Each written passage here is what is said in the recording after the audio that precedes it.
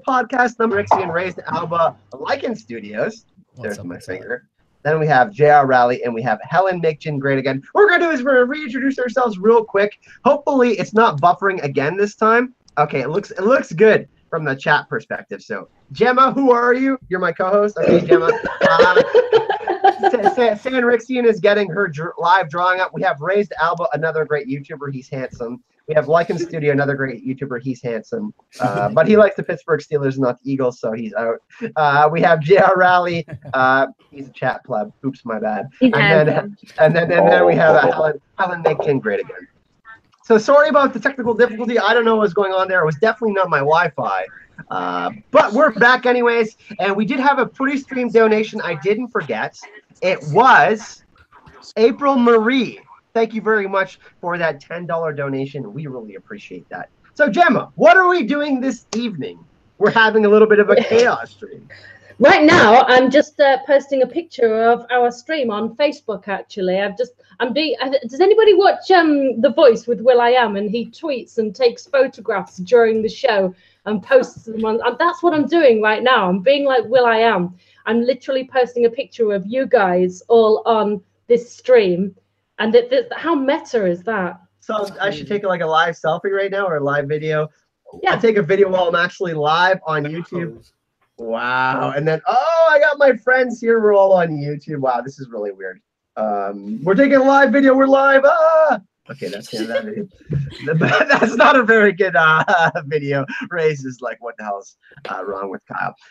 Everybody in the chat, thanks for joining us. This is a chaos stream. Basically, what we're going to do is we're going to talk about a few different topics that we discussed a little bit before the stream, and then we're going to let you answer some questions. Wow, I'm right on the mark tonight. Ask some questions, and then we're going to get into some funny debates and stuff like that. So I'm going to start with Helen Make Jin Great Again, who's also a Sansa fan. Who isn't? Who isn't? Talamasca Dan, who's got a Sansa hashtag forever shirt on the way, which actually got taken down by HBO, everyone.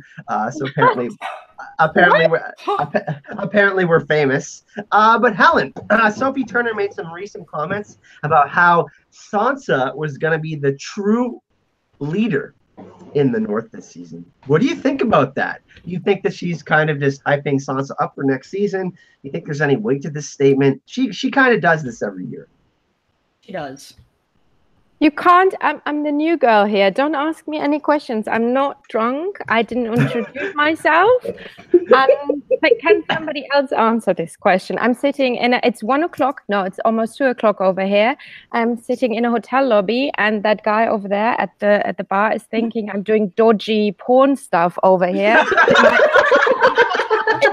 in my pajamas, ordering. Stream is over. We've already crossed the levels of chaos.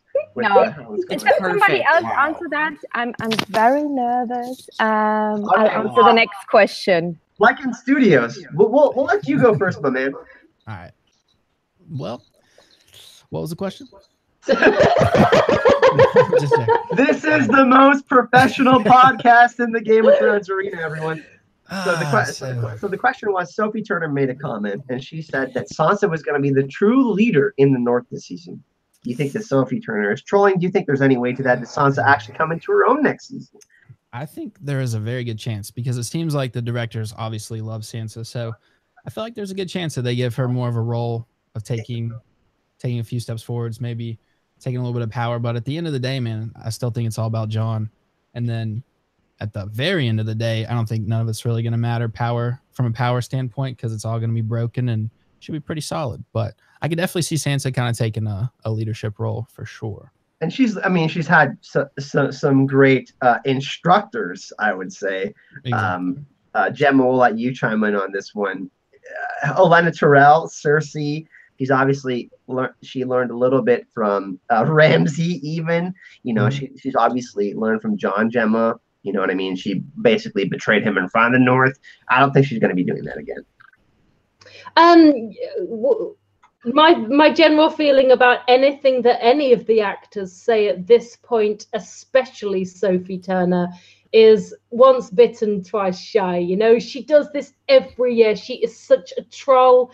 there is no way she's going to reveal some major full-blown spoiler in the form of a flippant comment or a tattoo. For goodness sake, please stop doing theory videos on tattoos. Someone did a theory video on that? Oh shit, I didn't. But yeah, I can see it, but I'm just not putting any stock in anything the characters are saying right now. They've been doing this for years, especially the Sophie Turners and the Maisie Williams. They know how to keep their mouths zipped. They're not Tom Holland, are they?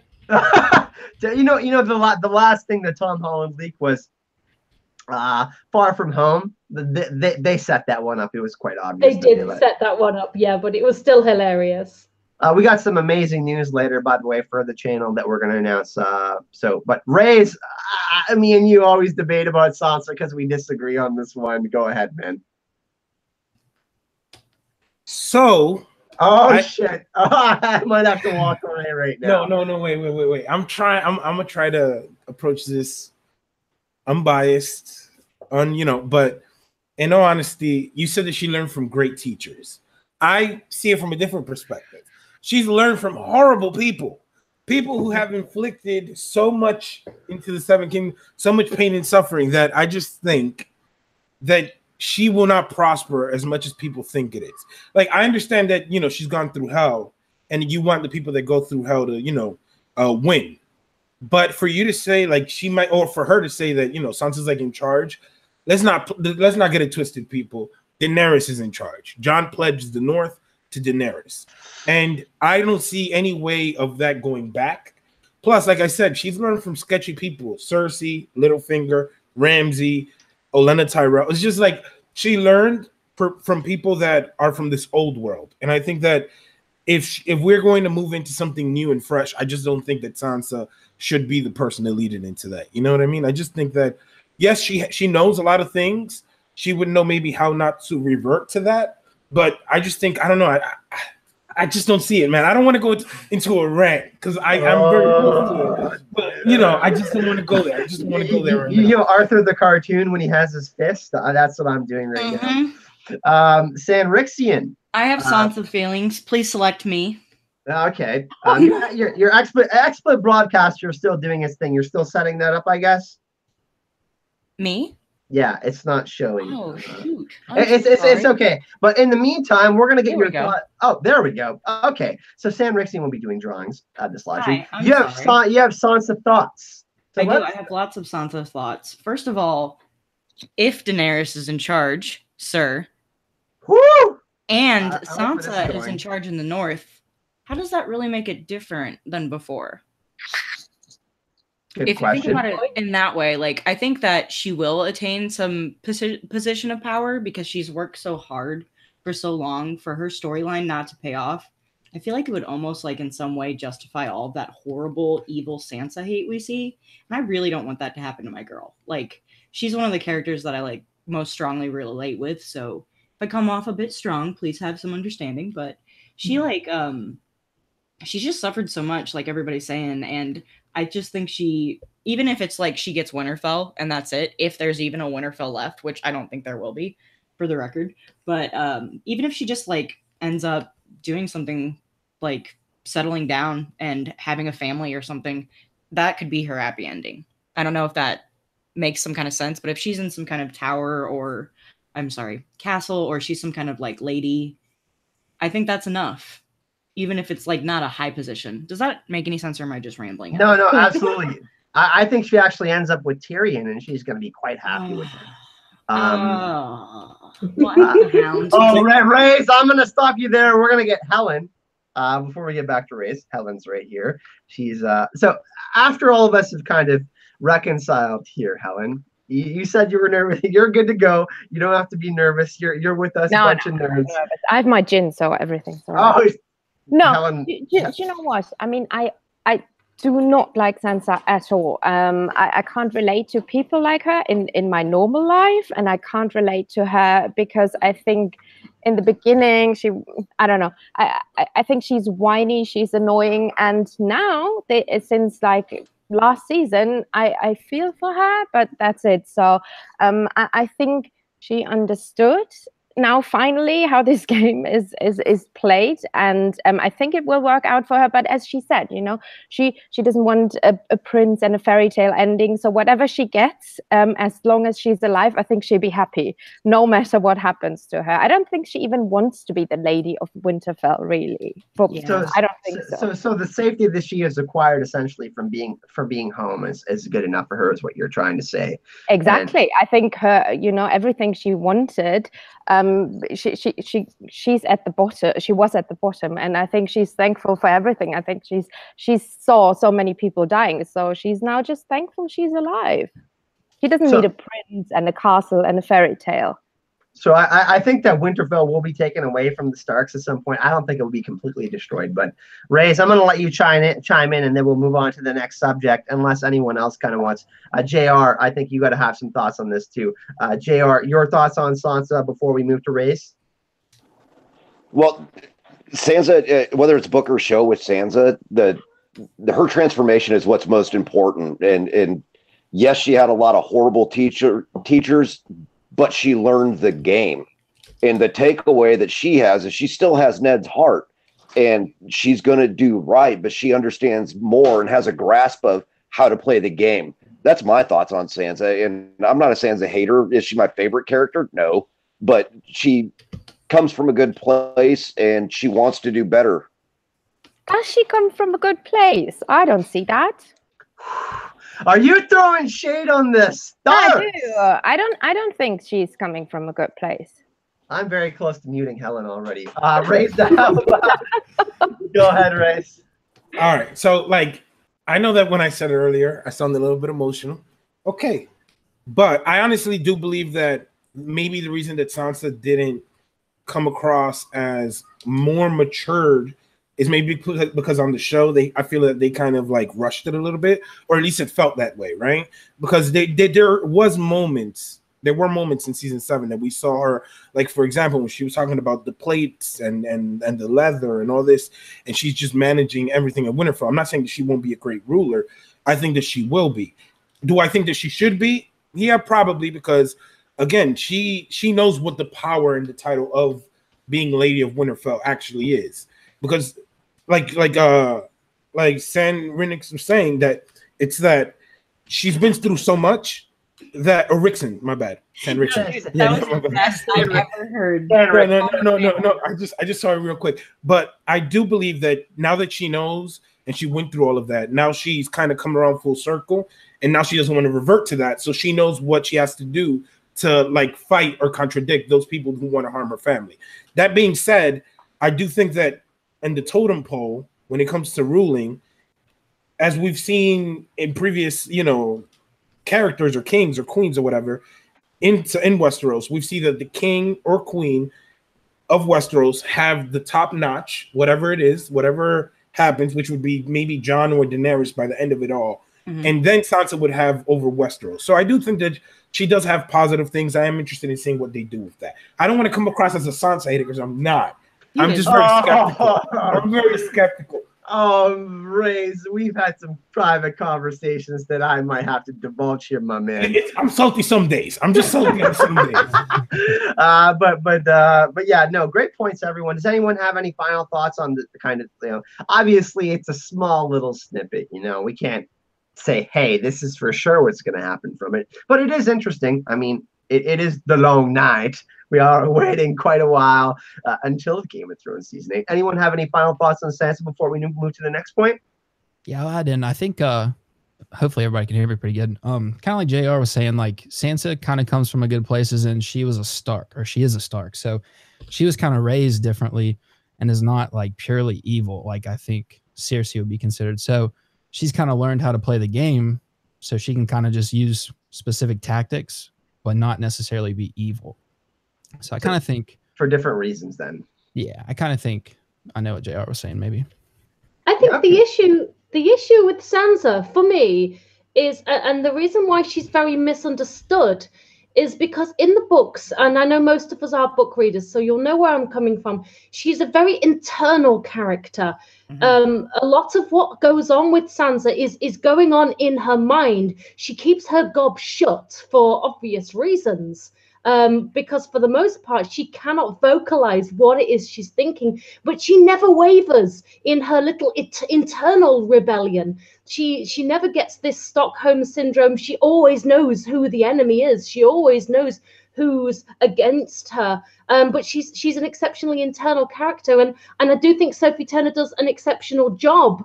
But that must be super challenging to get those nuances of internal thoughts across just by emoting, essentially, because she doesn't have the dialogue, because Sansa isn't saying the things that she's thinking. And I think that causes a lot of misunderstanding about her character for show-only watchers, particularly.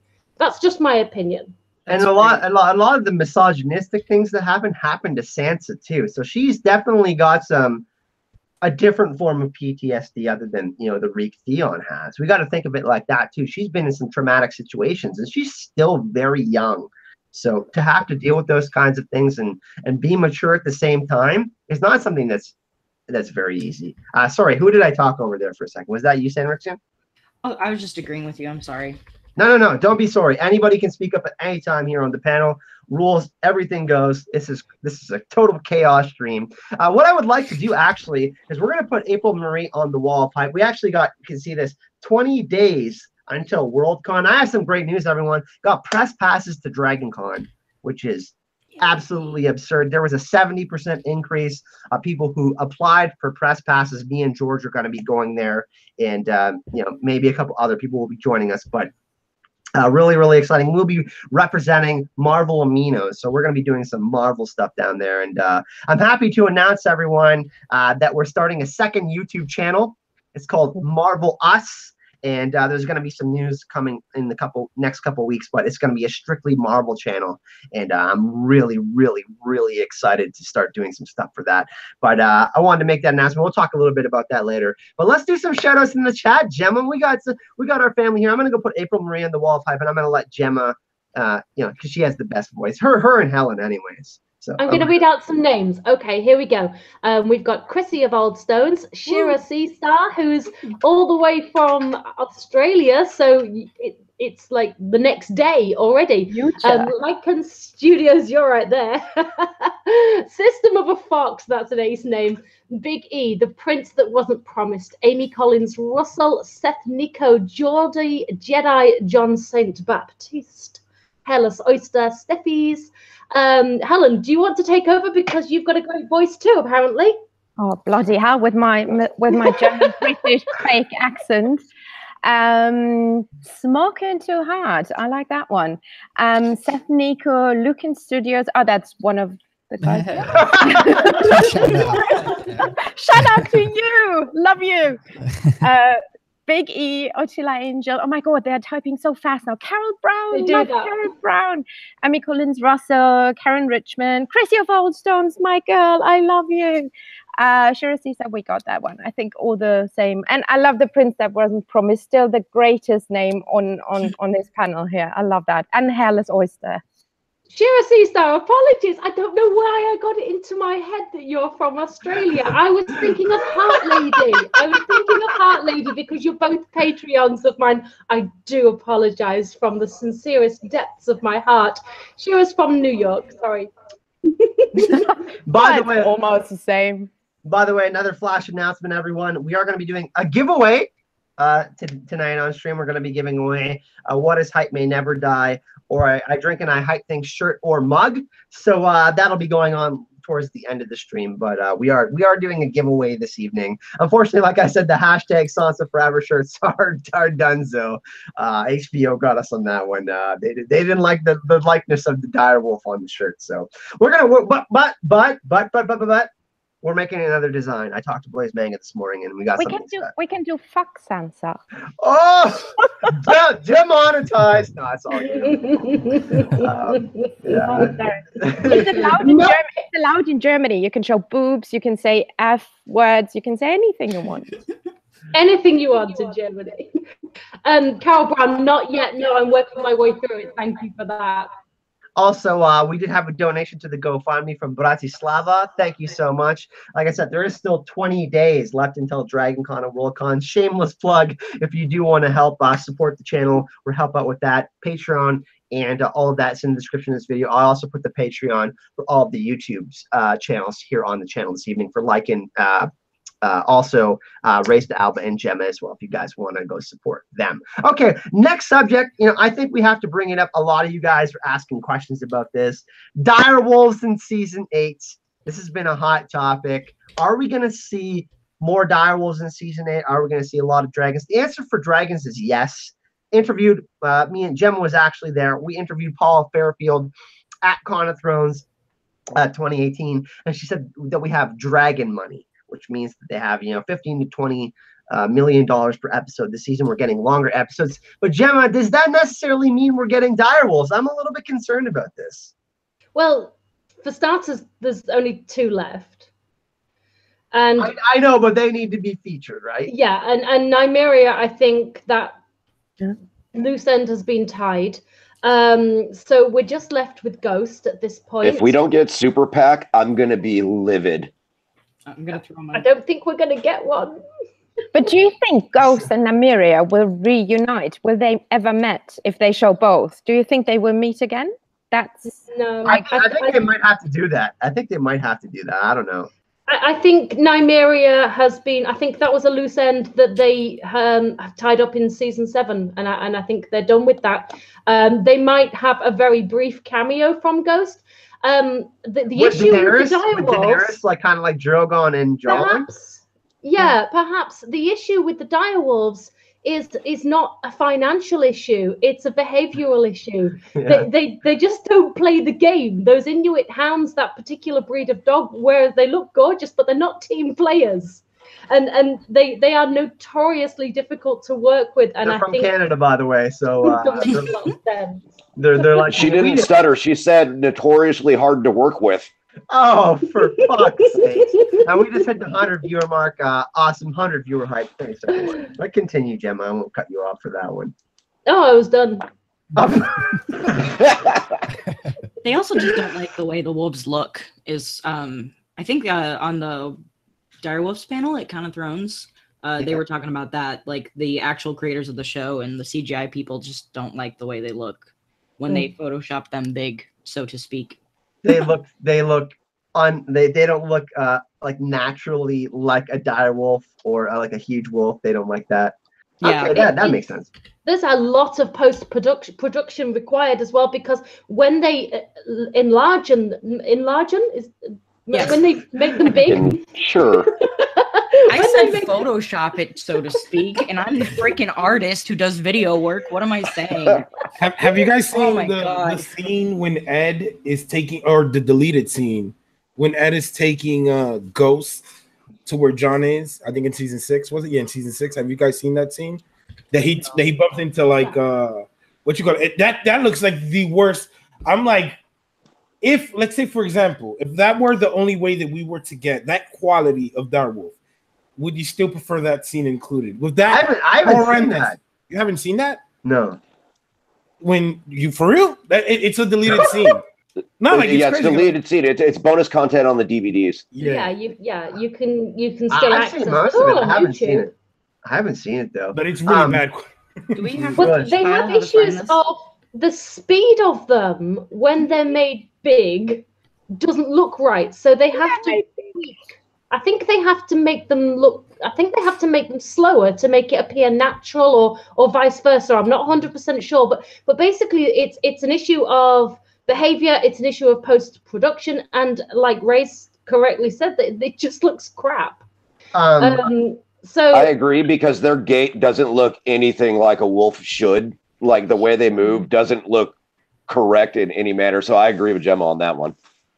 Speaking of CGI, Helen, her friend Florian actually works on the dragons on Game of Thrones and won for the movie Logan. So Helen, can you talk a little bit about that? We're actually going to interview Florian at some point when we have some more time. Yeah, I think George spoke to him, right? So Florian is like a friend of mine. We went to school together and everything, and he's working for the company, and they're doing all the CGIs for the big movies. And now, I think since, what did he say? I think since season 4 or something, yeah, they did the dragons, and yeah, so I mean, everybody was complaining. I remember, like, oh, the blue flame, it looks so horrible, yeah,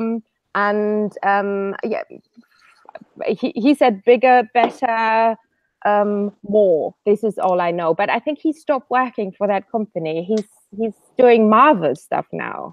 Yeah, he said he was working on he worked on Logan, which is He did Logan, exactly. So you should do, when you have your Marvel channel, you should definitely interview him.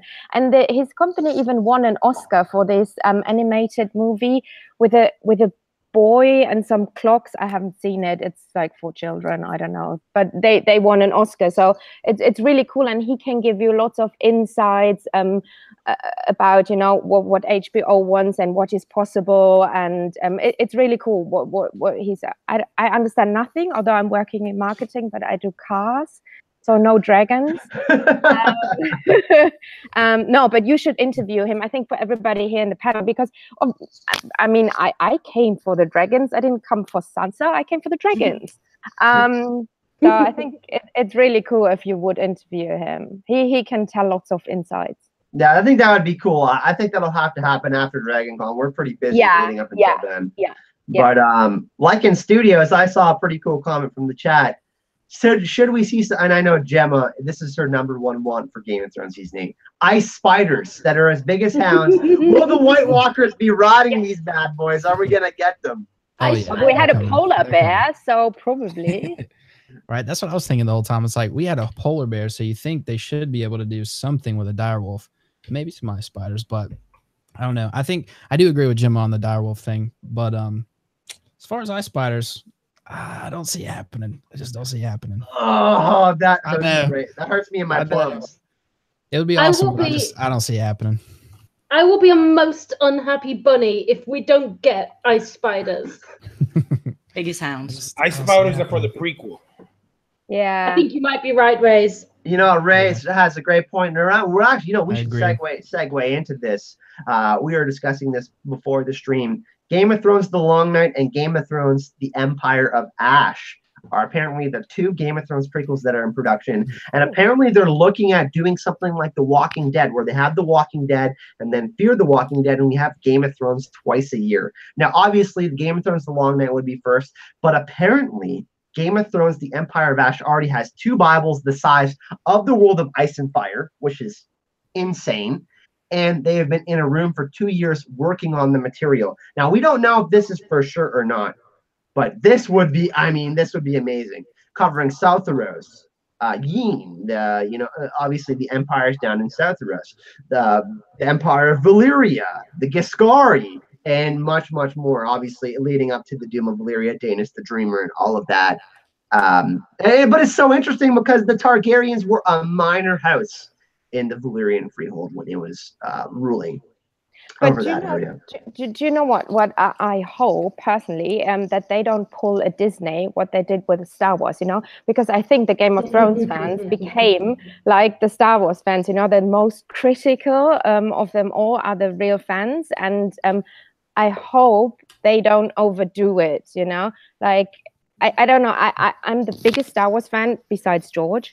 I feel like it's too much, and I don't know, I hope they don't do it, because for me, Game of Thrones, yes, is a TV series and not a cinema movie, but still, I don't, you know, I want it to be something special, and don't give us too much.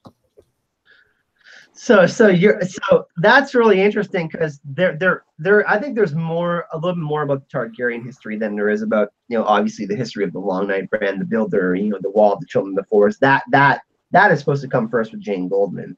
But that's a really interesting take. And JR, I'm going to get yours next. What do you think about that? How do you feel about it? Do you think that it will be watered down because we've already seen them, like, you know, some of it in Thrones, or are you just like, hey, fuck it, more Thrones? Both. I'm not all about the watered down Star Wars, like what they've done.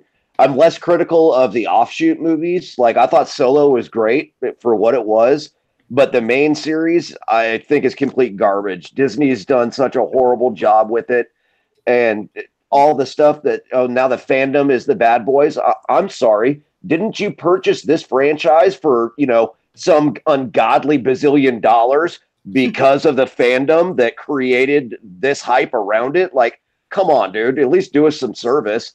I mean, I'm not saying what they did is junk, but come on. They bought it to have a streaming series, to be streaming service like Netflix. This is why they bought it. Disney's gonna do what Disney's gonna do, and that's fine. It's tragic, but it's fine. Well, you know what? The rumor is that they're gonna break away from the trilogies, and they're actually gonna do a fourth movie in this specific franchise. That's the rumor that's out there. They're actually not gonna end with the trilogy, and they're actually trying to sign John Boyega, Daisy Ridley, and oh my God, the guy who plays Kylo Ren, Adam Driver, for more movies. So Adam Driver, another Marine, just in case you didn't know where he learned his powers from the dark side. It was in the Marine Corps. And by the way, he's a terrific person. He is quite awkward in some interviews and stuff like that, but he has done a lot. If you go research his past and stuff like that, he is an awesome person. Sanrixian, I heard you speak up there for a second. Then we'll get Rayz, and then we'll go back to my pleb co-host Gemma, and then Lycan, who's awesome. Sanrixian. Can you repeat the question? I got a little distracted. No, that's okay. By the way, Sanrixian, can you show the drawing again? She drew a dragon earlier. She's drawn Sansa. We got Okay. You want to go through this real quick? This is a ghost. I forgot to post it in the chat, but cute little ghost. We got some dragons. Cool. And what else we got? Sansa with a lady tattoo. That was a cross stitch, which was another one from the chat. And if you guys see anything in the chat that you think I should draw, please help me out here because it's hard to speak and draw and also read the chat. Well, what we were just talking about was, obviously there's rumors of 2 prequels now. Are you worried that it would be watered down, or are you just? I'm worried. Yeah, but are you excited though? Still, I mean, obviously the proper amount of research has to be done, right? Yeah, my thing is there's so much content that like I don't want. Okay, don't get mad. Don't. It's all good. Go ahead. Okay, I'm not the biggest fan of all of the Marvel movies. I think Ragnarok was freaking fantastic. Had my boy Fenris in there, but I'm just not the biggest fan of how many there are and how you kind of have to watch all of them in order to dive into Infinity Wars, so to speak. Mm-hmm. At least that's how I felt because I hadn't watched all of them when I watched Infinity Wars. But I am very concerned about that. But there is so much content. And if it's written well and if we have good people on it, I have hopes. But also, I don't want to have my hopes crushed like in The Last Jedi when I felt like I was literally watching fan fiction. There was a moment that I left my body in the theater during the screening and I was like, is this a fan fiction? Did their fingies just touch? Oh. They touched, and he took his glove off, man. I was like, whew. It's hot for a Star Wars movie, like Mark Hamill said on the Twitters. So that's my feelings. Next. Yeah, I actually really enjoyed The Last Jedi.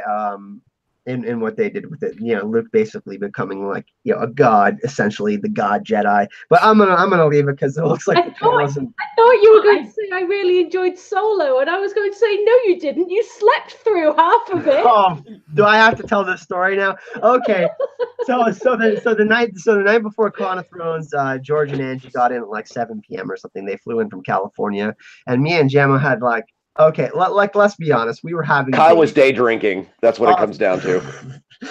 We'd had one or two. One or two is an understatement. Yeah. Yeah, right. We had several, and anyways, by that time, we had been drinking out in the sun, and we actually went to see the JFK Monument and all sorts of other stuff. You saw some of that in the vlogs, but. By the time they came around, me and Gemma had been smashing Coronas and stuff. You were wasted before we even got to the cinema. I was done for, and I actually slept through half of Solo. I fell asleep. We were in recliner chairs, and actually the funny story. I left my so they get $5. They give you a huge bowl of popcorn with M&Ms in it. And I left my hand in there, and I touched my eyes, and I had butter all in my eyes.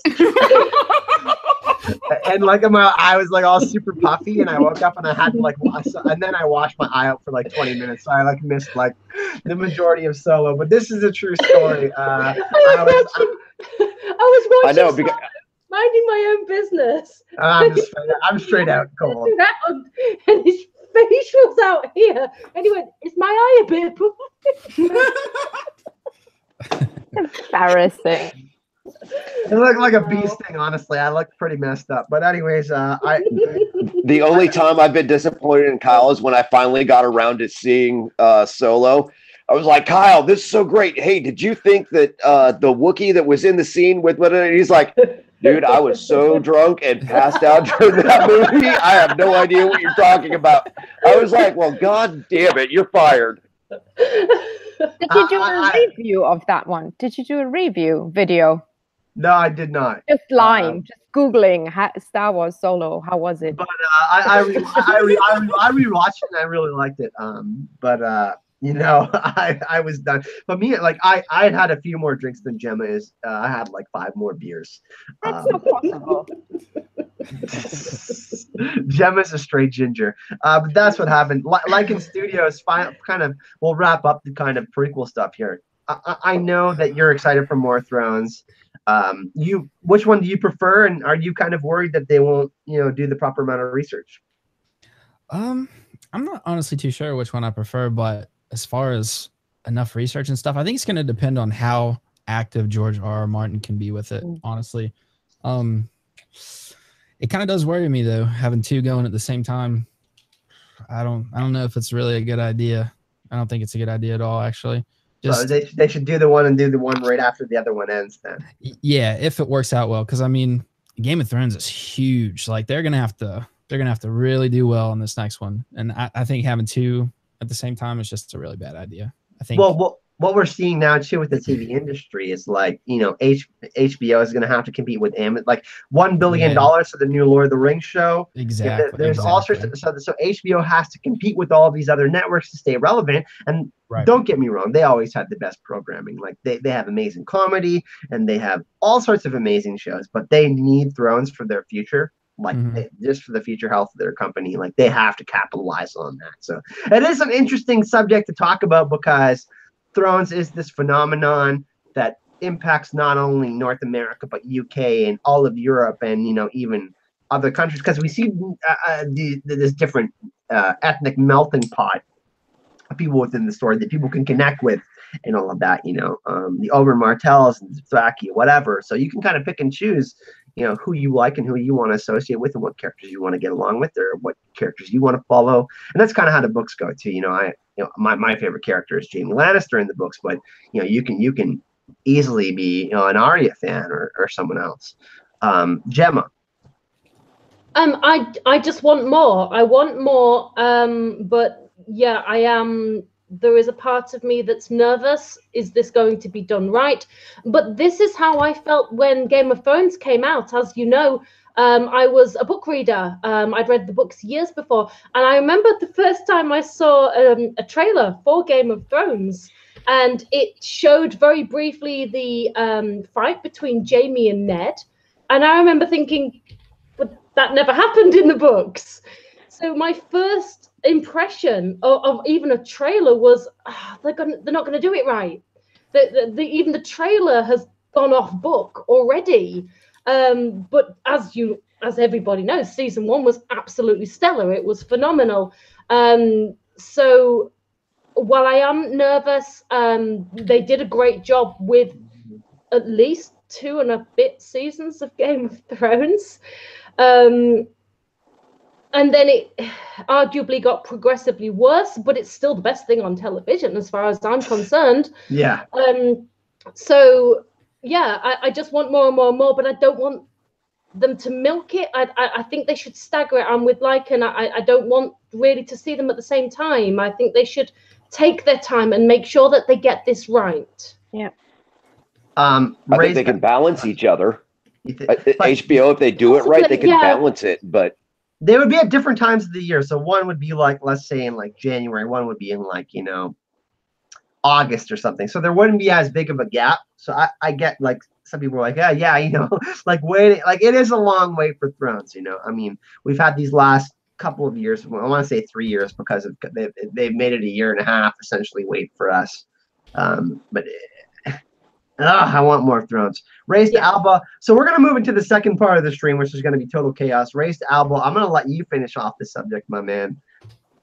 The prequels, dude. I mean, I for the most part believe that it, like, for the most how could I put it, for it not to fail, I would hope that, because we know a little bit about what they're going to be about, Valyrian Empire, and we're basically going to have the Age of Heroes, right? So hopefully they don't try to make it so that it's like around the same time in that world. You know what I mean? It would be dope if it's like one during one season and one during another that they run, but I would hope that they do it separately, 2 different things, and that they kind of do go to the source material a little bit. You know what I mean? Because, like, for example, the one with the Age of Heroes, I'm really excited for, because I know that the person in charge of it has a great track record, you know. But the Valyrian Empire, I mean, that could be a little bit tricky in the wrong hands. And, you know, I'm not sure if you guys seen it, but there's this one animated, like, cartoon or video, or I don't even know what to call it, or short that these fans made, that it was really dope. I enjoyed it. It came out, I think, before season 6, or was it season 7? I think it was before season 6.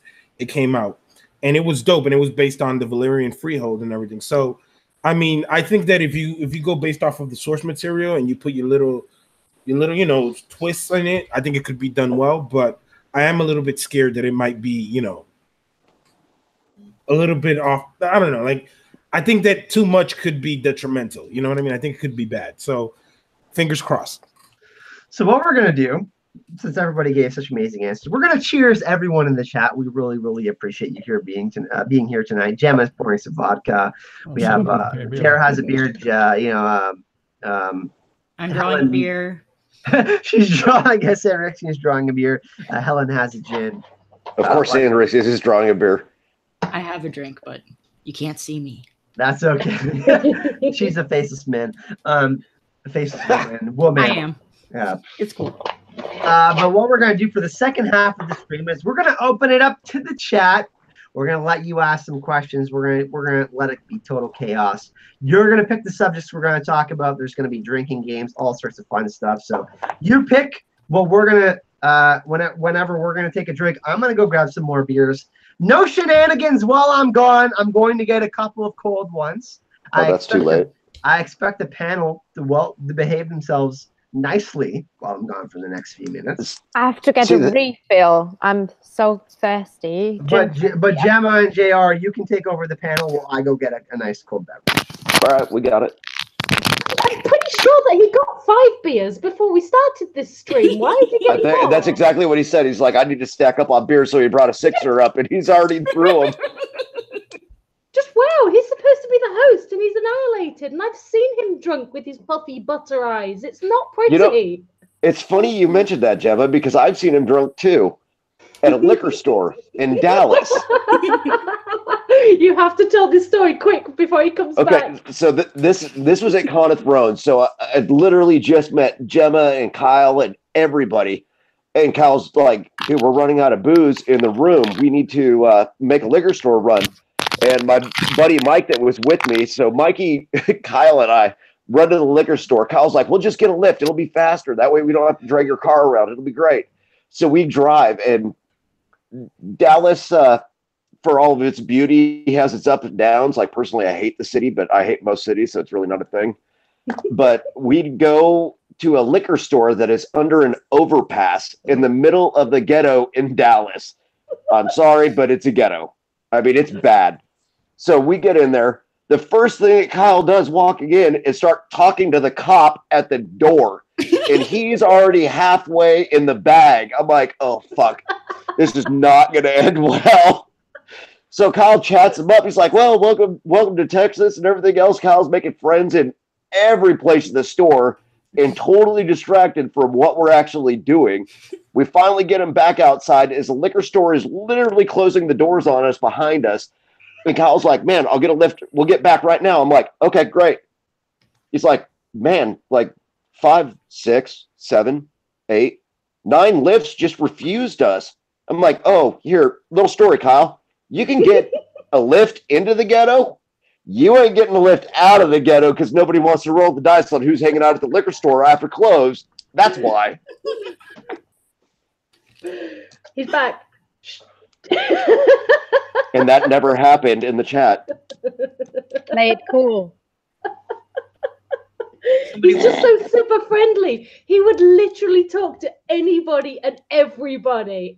To the point where it was like, oh, are you kidding me, Kyle? I mean, we've got shit to do, you know. Oh, hi, Kyle. Well, What the fuck Kyle's are you boring. talking Okay. about? So funny thing about Con of Thrones, like literally Gemma was one of the first persons that I saw at Con of Thrones. She was coming up the escalator from downstairs, and I was like, holy shit, I know exactly who you are. And I was like, I'm not going to say anything. I don't know why, but I'm so nervous. And I walked the other direction.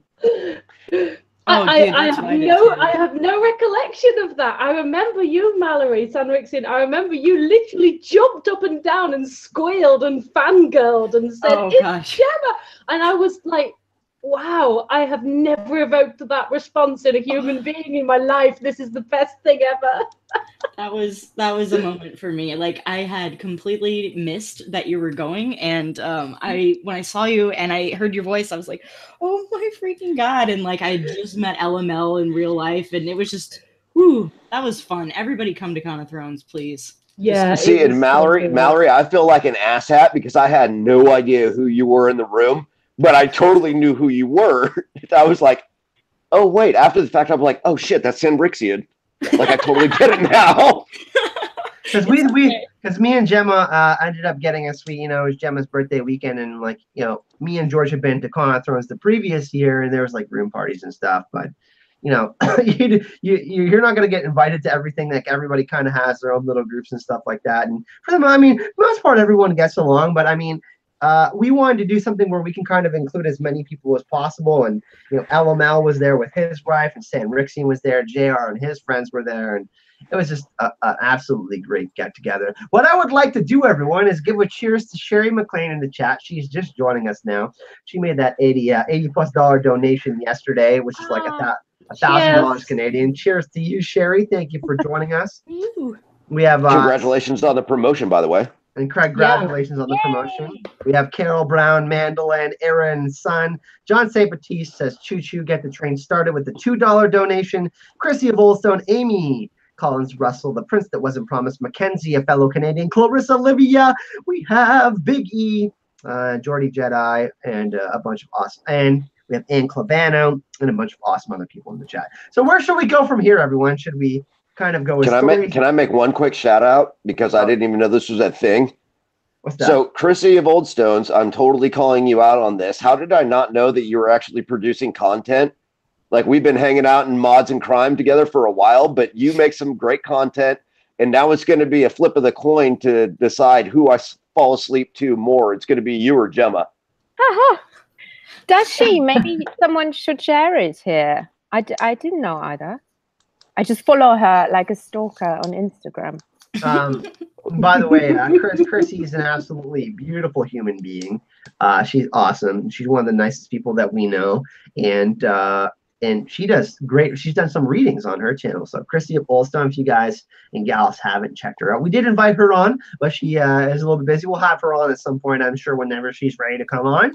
But the open invitation, obviously, to Chrissy of Oldstone, who's been JR and Chrissy, and there's a few others who have been moderators for the channel, the original David Adams, for quite some time, that keep things civil in the chat for the most part. Ish. Yeah, ish. Civil-ish. So what we'll do right now, I think, is that, you know, obviously you guys talked a little bit about, I don't know, some Con of Thrones stuff. But I think we should open it up to the chat and kind of let them decide what we're going to talk about here on the panel. That's what we're here for you guys. We're here to hang out and, of course, to celebrate Game of Thrones and the Song of Ice and Fire. So, chat, you asked your questions, and thanks again for that donation. John St. Baptiste and Gemma dropping in $2. You're like a ninja. Let's get some questions in here. Oh, Q&A. Amy Collins Russell. I'm gonna ask this one to we'll ask this one to Rayz to Alba. So anyone got a theory, or anyone on the panel? So anyone got a theory on how Ned knew to go to the Tower of Joy? I always got the impression that he went on purpose, not that he just happened to see the Kingsguard on his way home. So anybody want to stab at this one? Well, it's not on his way home, like massively not on his way home at all. Not in the other direction. The opposite end of the entire continent. So yeah, I think it's safe to say that he went there on purpose, that was the intention. But the real question is, and I think this is where we're going with this, is who told him, who tipped him off? Any suggestions, Rayz? I was going to say, do you know the amount of intelligence you would have to gather to put that together in a very specific location, let alone for a prince and his sister? Like, oh my God, like ground level intelligence? Yeah, good luck. Mm-hmm. I mean, I've always liked the theory that Littlefinger had something involved in it, because we know that he went to King's Landing and he had his little rendezvous with the dead Targaryen children. And then, like, I don't know, like, I wish that there was something with Littlefinger there, because he's had a hand in everything. So I've always liked the thought, but I don't know. You could spin it different ways. I've always wanted that to be like my truth. I've always kind of bought into that maybe Littlefinger at some point directed or started all of Robert's rebellion in a weird way. I don't know. Well, he was quite young when he was at the about 14. Yeah, it was about 14 when that happened. So there's some pretty out there theories about that I don't really particularly. I don't know. I love it because just because he's like, yeah, he was young, but I mean, when you look forward into everything that he did, how many times haven't you seen in life children start shit? Like this little kid says this one thing, and then like this little kid says this one lie, and then it turns into this big thing. So just the thought that this like young Littlefinger was showing like, you know, like tendencies of a player in the game. Yeah. I don't want to get Kyle's channel struck by the bad words. But this one little run was like, you know, pulling strings behind the scenes. I just think that would have been awesome if that would have been the case. But I mean, well, Brandon Stark taught him the lesson. He's not going to win by playing the game their way. He's going to fuck them. I mean, that's the entire point of that speech, which was great. Absolutely. He's like, I'm going to figure out another way to do it. I think it was a Shara Dane that told Ned. I'm not entirely sure on all the details of that and the circumstances and the timeline, but if I had to put myself out there, I would say that it was a Shara Dane. I could actually buy into that theory. And by the way, Gemma, was she mentioned in the series? I mean, in the books, but I think she was never mentioned in the series, right? Not in the show, no. No. She was the handmaiden to Ilaria, not Ilaria, Elia Martell. Martell. And we don't know when she left to go back to Starfall. So when Ned was at the sack of King's Landing, maybe Ashara was still there. I don't know. Like I said, I haven't got all of that figured out in my mind, but in my head, there's a high possibility that it was Ashara Dane. Just because I know Kyle loves Ashara Dane theories. Oh my! Does anybody else think that she's the Septon that's with Tyrion currently in the books? Yes. Septa Lamora, yeah. Lamora. I couldn't remember her name, but yeah, okay. I was just checking. See, I didn't go where you thought I was going to go, Kyle. Oh, don't even. I will slap you. So it has been announced by Helen, Make Gin Great Again, that whenever we say chaos, we take a drink. So that is going to be one stipulation. And we got another question from House Targaryen. Who is Azor Ahai? One name from each person. We're going to start off with Lycan Studios. What do you think, man? Who's actual Azor Ahai? Shoot. I know you don't. I know you hate the Azor Ahai theory. Not a big fan of it, but we'll go with Jon. You're gonna go with Jon Snow? Yeah. Shoot. Sanrixian. I can only pick one. Yeah. Dany. Ooh, okay. Helen. Jon kills Dany. Jon kills Dany as Nisa. Okay. J.R. Rowley. Davos. You know I'm going to say Davos. Davos and Heartsbane in Melisandre. You know, I'm going to everybody take a drink for that one. We're going to take a drink for that one. Well, you're gonna have to drink again because I'm with you, JR. If I would never want to pick. I would never want to be put in that situation. I don't think anybody's Azor Ahai. But if you're gonna make me say a name, Davos. And all right. You know what? You guys want? Yeah, you know what I'm gonna say. And I've been on the Jon Snow bandwagon for a long time, but I'm gonna switch it up, and I'm gonna say Jaime Lannister. Jaime Lannister. I knew you were gonna say the Golden Hand. Yeah, I can see it. And it all goes to the Valonqar theory.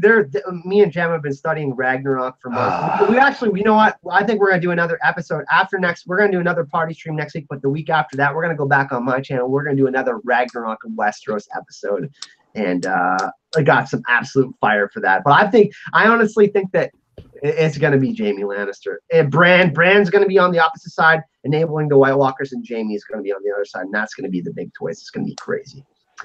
So we got everyone. Thank you very much, House Targaryen, for that question. We really appreciate that. And Sanrixian, everyone tell Kyle to spend this on Boost at DragonCon. Yep. Wow, that is. I mean, you don't have to encourage me to do that kind of thing, but I want more stories. Oh, yeah, God. Send more money so we can have more of those stories. I didn't know these stories. By the way, like I said, we'll jump into some more questions in just a minute. I did make the announcement earlier, but now that everyone's kind of chilling, me and George Sartiano got press passes for DragonCon. We didn't think that we were going to get them this year. They're very, very scarce. A lot of people applied, and last year, we actually booked our flight and hotel to DragonCon because Lena Headey, Cersei Lannister, we had an interview lined up with her, and she canceled 4 hours after we booked our flights and hotel. So that was kind of soul crushing. And then we had John Barrowman, who canceled on us. He didn't cancel; he canceled on everyone because there was a joint kind of interview for everyone in the room. Everybody gets one question. We didn't get to get him either. But this year, we'll be representing Marvel Amino, and there's like 4 people from Agents of S.H.I.E.L.D. There is Luke Cage, Mike Coulter, Evangeline Lilly. There's 3 people from the Hobbit movies. There is Arrow, Flash people, X-Files people, Fringe people. It's going to be insane. And we're going to be doing 5 days of coverage down at DragonCon. So that's what money is being raised for, everyone, to go to these. For whom did you apply to interview, or is there a limit? We still have to do that. We got 7 choices. We probably won't get them all, but Evangeline Lilly is our first choice from Ant-Man and Wasp. Tell her I love her. And then Mike Coulter, who plays Luke Cage. And then there's some other ones. Obviously, John Barrowman, who's been in Doctor Who, and he's in Arrow. He plays a version of Ra's al Ghul, where he takes over Ra's al Ghul's spot. There's a Mitch Pileggi and the Smoking Man from X-Files. There's Fringe, the guy who played Walter. But there's 3 people from Agents of S.H.I.E.L.D. that we really like, that we want to get as well. So we're trying to do as much Marvel content as possible. We'll be interviewing cosplayers. We will be going to special events. Actually, there's a Game of Thrones party that's going to be thrown by the Ice and FireCon people that we're going to be attending. We're going to be doing some interviews there. But I can't divulge everything to you guys. I don't want to spoil it. But yeah. Oh my goodness, Carol Brown. Q&A panel. What chaos drink, everyone? Chaos again. What chaos would ensue? Oh, my bad. Would ensue. This is quick. If a chaotic fight, oh God. Oh my God. Were to break up between Qyburn and Varys in a chaotic step fight. That was a lot. Rule. I'm gonna die. Okay, so oh God, we're all gonna die. Qyburn and Varys. We're gonna start off with Helen, make Jen great again. No, wait, I'm German. I have to read the question. I don't understand the question. Wait, I can't read. I'm so drunk. Wait. Oh crap!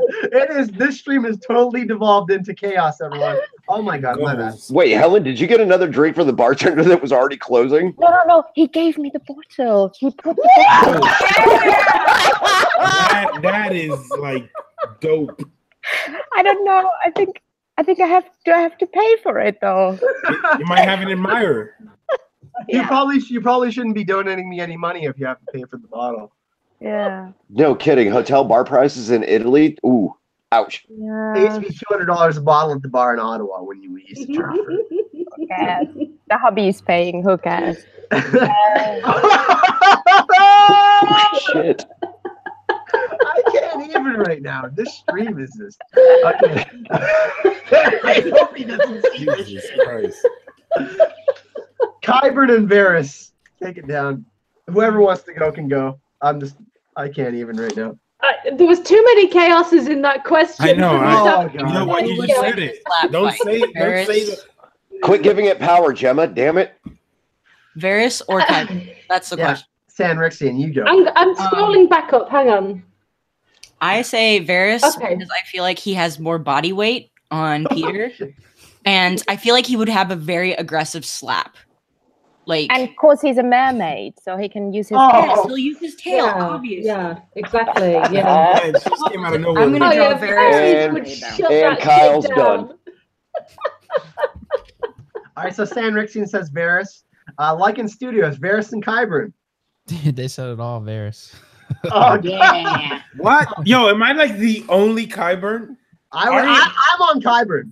I'm on Qyburn No, too. no way, no way. What? Varys would shut that shit down in a Yo, second. Arya's gonna kill You guys Varys. are. He's never going to King's Landing again. You guys Like- are crazy. Oh man. Jesus.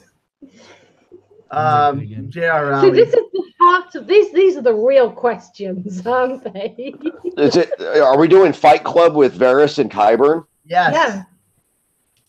I'm gonna go Qyburn just so I can see a Franken Varys. Yo. Yeah, I don't believe it, but yo, Qyburn is ripped under that little. Yo, he's jacked, bro. Yo, he made Frankenmuller. You think he don't know about that juice? Stop playing with me. Stop playing with me. Y'all don't know about this. God. Yeah, I don't know about this. I'm telling y'all. Qyburn Karen got Richmond. Karen! He Karen, works out. $50 donation. It's chaos. Okay. Oh, here we go again. I can't Totally draw fast enough. chaos. I'm a bad out. The chaos of this. Chaos Ridiculous. We're dead. is totally chaotic. yo. You don't I have to put drink for two- chaotic because it's not chaos. Oh, Oh shit. God, no. I might start putting water in. The first part of the stream was actually nicely done, but anyone that watches the second half of this, Ray's And now we're in Thunderdome. Ray's hat isn't even on properly right now. That's how you know. No, yo, like I legit have rum in this shit. Like yo, I got that stuff imported from the islands, bro. Like I am. By the way, me and Ray's used to talk like one day I was like cooking in the kitchen. I was like live streaming with Ray. Well, not live stream, but we chat on the phone and stuff. And he's like, "Yo, man," he's like, "You gotta make Caribbean rice." I'm like, "Dude, teach me how to make it." And I was like, "Yeah." Yo, we got that sazon. Oh Just no! put it out there. Oh. The Devil at 23 has made a donation. Did you Oh, see that, goodness. Kyle? Okay. There's no chaos. Oh, We actually Yeah. got a great question here. The Devil at 23, thank you very much for your donation. Where are the baby faces in the Hall of Faces? Who could possibly wear them if it takes training and strength? Would that work, and why do it? It's bugging the hell out of me. So very, very interesting. Children, all of that. You know, we obviously saw the one child being brought to the House of Black and White, being brought mercy. She was obviously very sick. That's also talked about in the books as well. Gemma, I'm going to start off with you on this one. Children's faces in there. We didn't really get to see much of that. We saw, like, of course, older people's faces. We saw people in their mid-20s and 30s, I think. But what about children? Like, I mean, they obviously give the gift if they pay for it, right? they do. Yeah, they do. I don't think age is an issue. It would appear that they have faces of all different shapes and sizes going on in there. And we've seen how useful children can be with Varys and his little birds. So there is a potential that perhaps these faces, and this is pure speculation, are used for spying, for intel gathering in the same way that Varys does, perhaps. Somebody posted on Facebook in one of my Game of Thrones groups, what do we think Arya's going to do with Littlefinger's face? And there was a lot of very serious conversation that came about from this, you know, that she's going to use it to gain access to the Red Keep and access therefore to Cersei, and I just came in and said I think she's going to use it to troll Sansa, but you know, like a sister thing, like, oh, Sansa. That is totally chaotic. That's totally chaotic, if you ask me. Oh my God. Lycan Studios. There's some really interesting similarities between the washing of the body, what Melisandre did with Jon's body, and also what happens in the House of Black and White. Arya witnessing what obviously Jaqen, or the person who is wearing Jaqen's face in the waif. What do you think about that? That's pretty interesting too. There's some similarities in both those religions. Right. Man, I don't even know where to go with that one, to be honest. Shit, and I'm about pretty buzzed right now too. You heard it here. We made Lycan Studios pretty much speechless. I've been sitting here drinking some moonshine, but oh, moonshine! My goodness, let's give Lycan Studios a hand here. I'm have to pass that one to someone else. But what like, do you okay, let's transition into this. The Faceless Men, are they going to play a bigger role in Game of Thrones season 8? Are we going to see Jaqen interact with Arya again? I really, really, really want them to, but I just have a feeling that they're probably going to be left out for the most part. I don't know. I really want them to, but I can't really see them coming back, honestly. I think they've kind of wrapped it up. I think they got too much on the plate to focus with these remainder of 6 episodes, and honestly, just bringing them back in, I think they're going to have to wrap up too much stuff with that, and they don't really have time for it. So it kind of sucks because that's one of my favorite parts of Game of Thrones, but I can't really see them bringing them back in. That's something that we need to know more about, you know, like one of the kind of like, you know, the different larger mysteries of the Song of Ice and Fire and the Game of Thrones. Helen, I know you're super interested in this subject. Do you think that I think they're coming back? I think that Jaqen's going to help them get to King's Landing to do the Clegane Bowl. Personally, that's my theory, but I don't know. What do you think? Well, they left out everything in the Citadel where Sam is, right? So all the story that is in the book, they left out. So yeah, with Pate and all that. So for me, I would say he's not coming back, but apparently he was seen on set, right? But with the woman who played the waif, Faye Marseille. Yeah. So I don't know. Did they invite them? Just, you know, like Khal Drogo? Who knows? I would say no, but I would say the Golden Company is coming instead. So for me, it's one of the two, because otherwise the plot, like Rayz said, that's just too much. So I'd say the Golden Company and Jaqen. Unfortunately, not. I dated his best friend, by the way. I'm sorry, I'm Helen and I'm famous. I've only dated some famous people. No, it was a Tinder date. I didn't even know. Wow.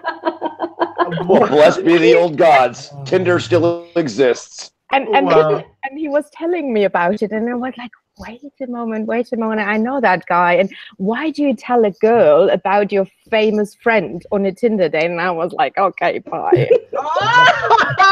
Savage. Wow. Everyone, we have to pay attention to Sanrixians. We do. Yeah, I was about to say. Clyburn. Sanrixian, there you go. Talk, because yo, shout out. There we go. Clyburn. That's what I'm talking about. Y'all don't know about that. Jack, I can't even get my words out because he's juiced up. Y'all don't know about this. Yo, Kyburn is y'all think I'm hilarious, like steroids. This is like the Hulk Kyburn. You guys think he should have really tiny legs? Because I think that would really just sell it. Johnny Bravo. Yeah. Kyburn skipped leg day. Yeah, Kyburn skipped leg day. I wanted to say that. No, don't do it. I will die. Johnny Bravo Clyburn. Where's Varys' tail? I don't see Varys as a mermaid. I thought I'm sorry. No. I can't even. Kyburn, the mountain making. Oh my god, I can't. Oh, she's not gonna do that. He looks like Jabba the Hutt. She's definitely gonna do it. Yeah! I'm done. Yay! The mermaid. need this on a t-shirt. I literally need it. Looks like Jabba the Hutt. We're getting a t-shirt made of this. I'm wearing that in the next conference. Yo, shout out to King McKay. Is King McKay in the chat?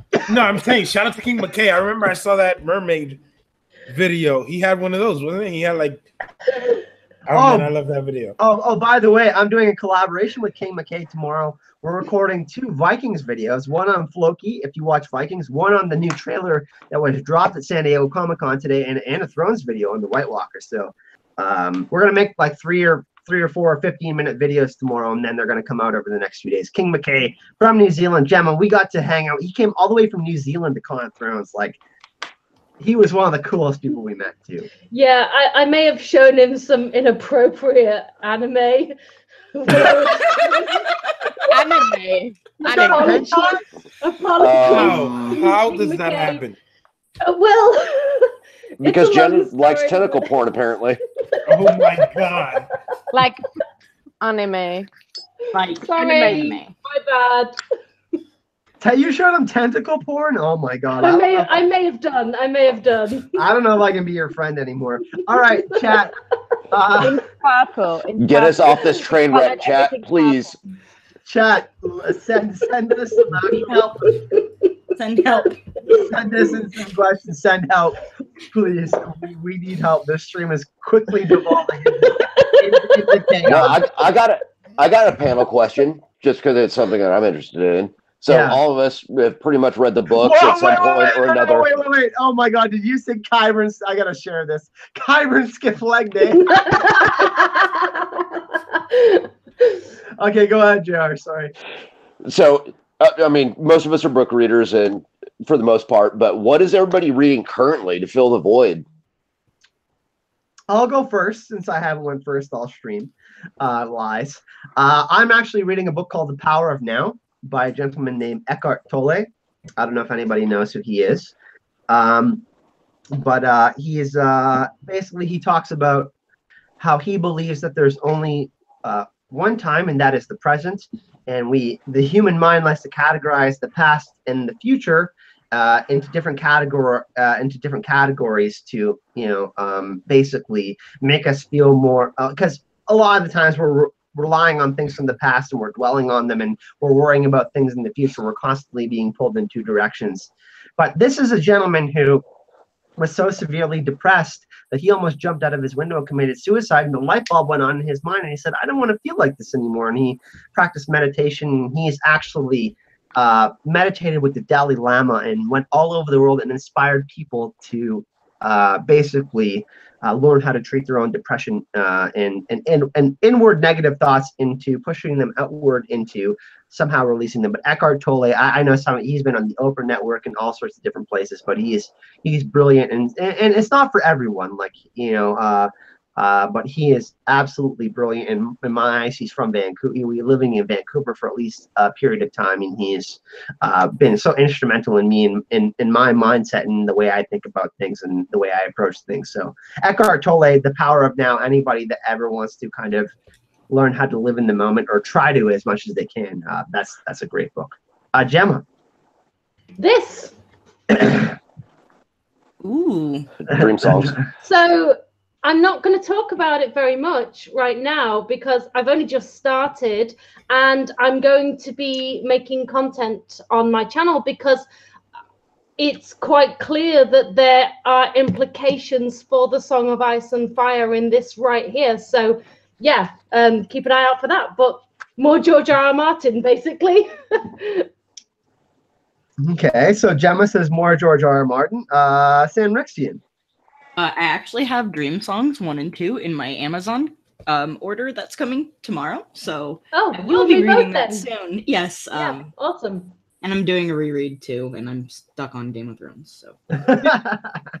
So Dream Songs. Okay, Rayz the Alba. Are you reading anything right now? You know what I'm reading? Well, I'm reading 2 awesome books: A Dream of Spring and The Winds of Winter. Oh no, George hasn't ended them. He hasn't written them. Oh, my bad. I'm not reading anything because that's the only thing I'm interested in reading. But they have not come out. I'm just watching stuff. That is shots fired, man. That definitely shots fired, of course. Do you, George? No, I missed out. Lycan Studios. So I'm actually just halfway through A Clash of Kings. I have not finished any of this yet. I know I'm slacking, but I'm getting there. I'm If you want the audiobooks, let me know. I will hook you up and you can listen to them as well. I appreciate it, man. I just I signed up for Audible or whatever, so I'm getting like a book a month. So I'm just gonna do it that way. But I appreciate it a lot, man. So Lycan is slightly unsullied because he's on Clash of Kings, but honestly, Lycan still drops absolute fire theories on his channel. Make sure you go in the description for that. No, it's all good, man.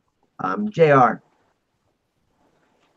I actually just started reading Wild Cards, which is another George R. R. Martin. Yeah, and I actually love it. You were the so one who like was trying to convince me to Marvel. read Night Flyers. Night Flyers today. The trailer for that dropped, right? The show. The trailer for Night Flyers just dropped today. They released it at San Diego Comic-Con, and it looks amazing. Sci-Fi has got it going on, although I'm still mad at them for dropping The Expanse, but it was picked up by Amazon, so I'm good with it. Thank God. I love that show. So, but the funny thing is, the whole reason that I started with Wild Cards is because that became Kim and I's date night because we're geographically separated. Yeah. And so, like, date night is us talking about the book we're reading. And so we're both reading the Wild Card series right now. Helen. As I'm the super geek, I'm rereading the Silmarillion. I just love it. If anyone wants to talk about that, invite me. I know everything. And I'm reading a really, really good book as I'm on holiday. And it's about a banker, and he worked in London, you know, like very hectic life. And he quit his job, a really amazing job. And he said he wanted to drive with his bike to Togo to drink a coffee to go in Togo, in an African country. And it's so cool. And he left all his life behind him, and he made so many cool experiences. He drove through all of Europe and then through most parts of Africa. And it's such a cool and funny book. And I can only recommend it. Sounds pretty awesome. Like, and that's the thing too. Like a lot of the time we get inspired by other people and other people's works. Like, hey, like I've never been to Africa, but reading about that, like, you know, might inspire you to be like, hey, like I'm not happy with what I'm doing. Maybe I should go on my own adventure. You know what I mean? And I think those kinds of books are always fantastic. Yeah. And all of us, you know, we're all stuck in our corporate jobs and lives. And it's so cool that people like you did, you know, with your channel and you're doing something else. And I admire that, and I admire people who do that kind of stuff. I'm like, oh no. But for anyone that doesn't know, I'm not gonna say exactly where she works, but she works for a car company, BMW. Sorry, just dropping it. Helen is a very nice car salesman. And, I'm not a car salesman. No, I know you're not. I know you're not. You're into advertising. Every advertising you see on TV or anywhere from the small BMWs. It's Helen. We actually got a special donation from Charlie Moreno, who was actually one. I believe it was his first live chat yesterday or the day before or last week. It was Thursday, yeah. I think it was yesterday. Charlie, thank you for coming back and thanks for the donation. This is specifically for Gemma. Q&A, Gemma. Do you think Rhaegar left a testament and somehow left it to Ned Stark? I want to get you to talk about those scripts you love so much. What do you think about Rhaegar? Because Rhaegar and Ned do have some similarities in character. I think the only testament that the only thing that Rhaegar left for Ned Stark was Jon Snow. If I'm going to talk about the crypts, and you've all heard me say this a gazillion times, I'm getting so good at summarizing my most awesome, most favorite, bestest, brilliantest theory ever. It's those dead kings of winter rising from the crypts to be Jon Snow's undead army that fight against the Night King's undead army. 8,000 years of hardened kings of winter rising from their cold, dead graves. That's what I want to see. That's what I think the Crypts is about. It's a Lord of the Rings, Return of the Kings kind of moment. If it doesn't happen, I'm going to be really pissed off. In the books. Rayz, what is your thoughts on this, man? Because you haven't seen Lord of the Rings, right? I mean, we have to sully you on this one, my man. Does such a person exist? I mean, Right. I still have not seen The Lord of the Rings. I might make like a reaction or something, but I'm gonna have to charge my camera like 20 times because it's like forever each movie. But I don't know. The question was if Rhaegar left a testament. I'm not sure about you guys, but I personally hate the fact that Sam found something at the Citadel involving Jon Snow, because to me that sounds ridiculous. Like, oh, Sam had to find that. Like, people who have looked into, I could go on a rant about that, but I kind of agree with Gemma. Like, Jon Snow is what's left. Like, I don't think that there should be anything written, because I don't think that Rhaegar was like, you know what, I'm gonna put this written down, or I'm gonna, oh, hey folks, look at this. This is his birth certificate or whatever. I don't think that's what it is. But I do. In fairness, it was by a maester that was documenting his bowel movements. I mean, Jon Snow to that maester might be just another shit. But again, I just think that in hindsight, and just after seeing season 7, I didn't like that. And I've watched this is a pretty chaotic answer, if you ask me. No. I really dislike that whole Samuel Tarly found it in the. To me, even before that, before it aired, I still say it to this day.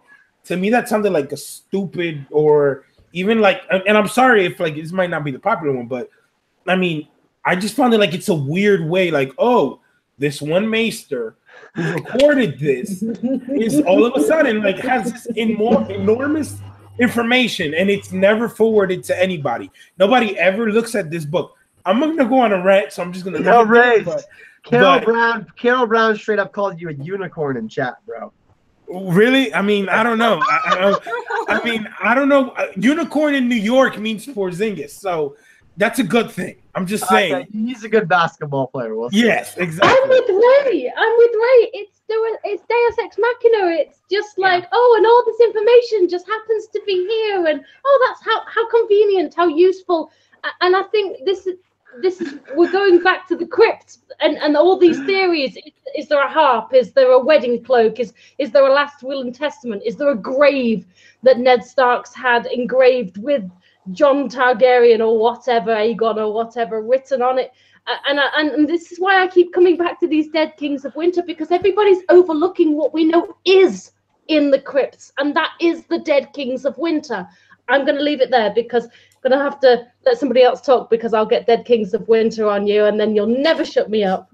So I'll pick up on it. About to take over the stream right now. He's going to ask the panel a question. I'm going to put "Run with Squirrels" on the wall of hype. The Lycan Studios. I'm throwing it to you, my man. Ask the panel a question. Oh, what is a good question? I think JR was ready to jump in there. Yeah, let's let him go. I'll think of a good one. Let's do that. All right. So I got one really quick, because we were talking about it yesterday in Kyle's live chat, and talking about the Ghosts of Winter, and they were doing the new casting came out from Watchers of the Wall, and everybody was like, well, she looks like an older Arya Stark. She looks like this. She looks like that. And it dawned on me, like right after it ended, I'm like, no, that's going to be Ghost Lyanna Stark rising with the Kings of Winter. I was like, that's exactly what it is. And I'm pretty sure that that's going to happen. I'm getting a little bit hype, I'm not going to lie. If this happens, I am going to be so happy, because this is my baby, this theory. I've already done a video on it, but I think I need to do another one, right? Well, yeah, you're holding on to this one like I'm holding on to Davos as being Azor Ahai. Yeah. Like, I totally get it.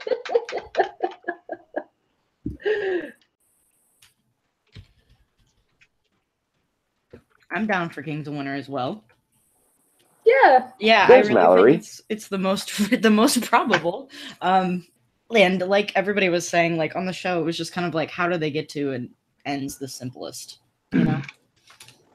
But yeah, the Kings of Winter would be fabulous. But Are you going Hogan's Razor on it? Yeah. In the Lord of the Rings, Aragorn did not really have any consequences gaining this army, did he? The difference will be if Jon will have to pay a serious price for this, won't he? Oh, there's going to be a toll close. exacted. And I think that's going to be the interesting part of it. I really think that's where the bittersweet's going to come from. Yep. That's it. We've done it. We've got it all figured out. We can all go home now. Yeah, some new members of the Wall of Hype. I just added some people. Clarissa is always hype in the chat. Phil H, who's always been super. Phil H. We have Run with Squirrels, who actually sent me a message this morning. He's like, Kyle, how the hell did you just have 20,000 subscribers? Hey, man, I'm happy with that totally. But the fact that you said that was really inspiring. Thank you. And at Wesley, man, you're always so positive. So we got a few more people on the Wall of Hype. Really appreciate that. Let's take some more. Oh, Run with Squirrels. Winterfell battle is going to be badass, better than the King's Landing battle. Let's have a debate about this. Well, I go for a pee. I've drank quite a few beers. So King's Landing, quite a few. He's already a 6er in. Yeah, King's Landing versus Winterfell battle. I think Winterfell is going to be crazy. I think we should pass this one to Lycan because we kind of took over there, didn't we? We might have. No problem at all. I think, well, we know the Winterfell battle was filmed a lot longer, and I think it's going to involve more of the undead and the White Walkers and stuff. So I think I got to give it to Winterfell. The Battle of Winterfell, it's going to be pretty crazy. And then obviously, it's looking like Winterfell is going to end up being pretty much roasted, and then they're going to head to King's Landing afterwards. So, Logan, are you backing the Kings of Winter? Of course he is. Yeah, I think so. But, there you go, Logan. But yeah, I think I got to give it to Winterfell because it looks like it's going to burn, and then after that they're going to head to King's Landing. So I think it's going to be pretty crazy to see Winterfell fall. I think that's what's going to happen.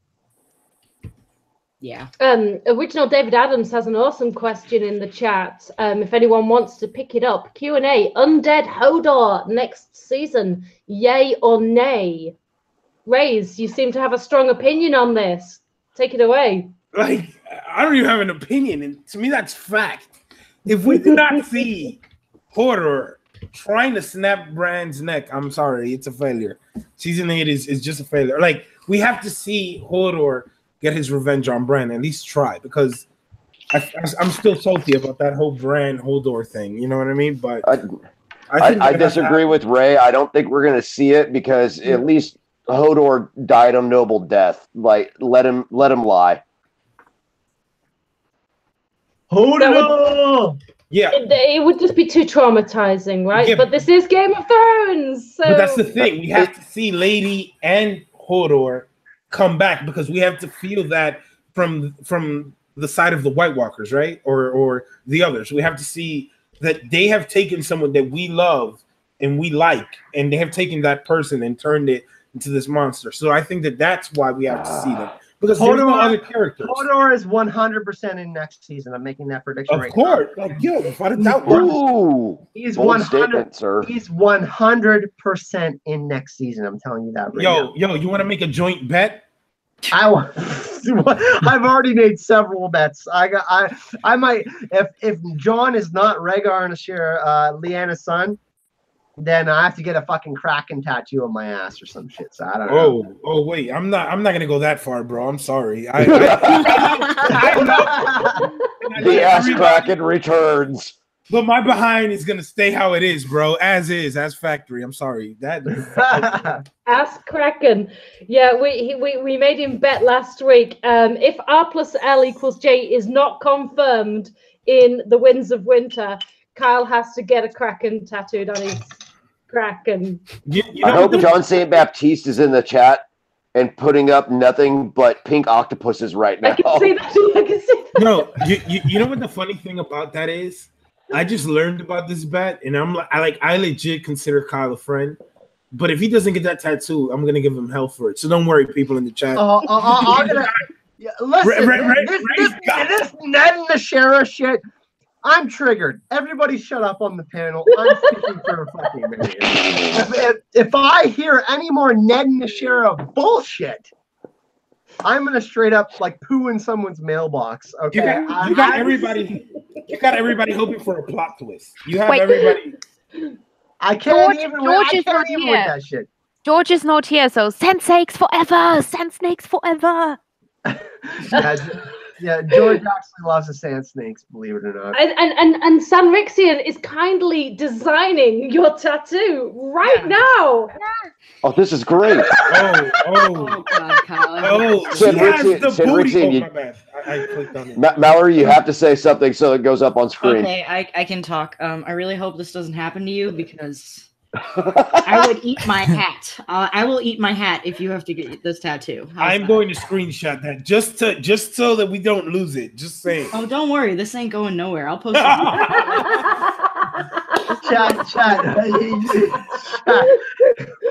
Chat. Okay. It's chaotic. I've already made the bet. It's fine. I've already agreed to it. It's not. I am 100% certain that John is Rhaegar and Lyanna's. I'm not even worried about it. That's why I made the bet, because it's absurd that Ned and Ashera had John. I can't even with that. So just One question: didn't you eat a sock live on TV for your last bet? Oh, you're not. Oh, come on, throwing me some shade right now. Okay, Old school. Okay, so the last bet I made, everyone, I said that Lady Stoneheart was going to be in season 6. I predicted that she was going to be in episode 10, and I ate a sock live on air, okay, on the channel. This actually happened. The video is gone, but it happened. And I said, so the last bet you made. My head doesn't look like that. Oh my God! What the fuck? But don't send confirmation. But I am of super, that like I am thick. Like that is a nice booty. Thank you. But please don't send confirmation pictures of that tattoo to Gemma, because we know Gemma doesn't like these kind of pictures. No, I've had enough of these kind of pictures. Thank you very much. All the Richards in the world, please stand down. Please stand down. Wait, I'm making a calendar. I'm making a calendar, and I'm gonna sell it on my channel. Oh, hell, you should. Who are you drawing admiring my Kraken ass tattoo here? I think you're gonna have to wait to see, but it's somebody who likes tentacles. Oh, certain redhead. Oh, a tentacle-loving redhead. Just putting that out there. You see what happens. You see what happens when you have boat sex 2.0. Krakens and tentacles on your own ass. That's what happens. No, wait. You mentioned it. I have to mention it. I have to tell you. Yo, it's crazy. I haven't. Is that Gemma? Oh my God, I'm going to die. Yo. I haven't mentioned this, guys, but the whole boat sex 2.0 thing, that shit was genius. It was. Everybody deserves an Academy Award for being on that shit. That was amazing. I have shown that to everybody that I know. Like, that was, and Gemma, oh my God. like if I've ever seen like 30 seconds of anything that was like, that captures what I'm feeling right now. It was Gemma. I just got to shout out to you guys. That shit was awesome. Like, that shit made me feel a warmth in my heart that I was just like, you know what? I did not know that I needed this in my life, but I did. And you two filled the void. No, wait, and Con Snow. Con Snow, what was it? Con Snow, right? Yes, yeah. Con.Snow on Instagram. Yeah, he's in San Diego Comic-Con right now. Actually, all of his information is all of Con Snow's information is in the description of this video. His Instagram, Facebook, and all that, even though he's terrible at social media. Yeah, I'm calling you out, Zach. You're fucking terrible at that shit. Yes, he is. Do you think Jon Snow would be good at it? At social media?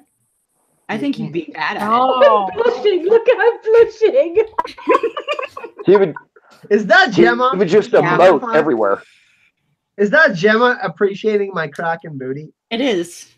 In fact. Yeah. Wow, this stream has devolved. This stream has devolved into chaos. She's not purple. Make her purple. I will. Don't worry.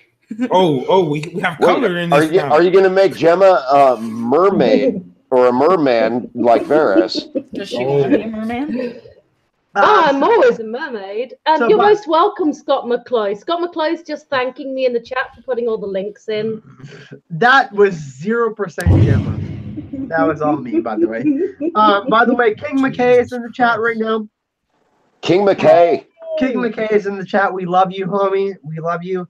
But Lycan Studios, I want to ask you a question, man. What's up, Let's all talk about our favorite characters and the theory that we have for each of our favorite characters.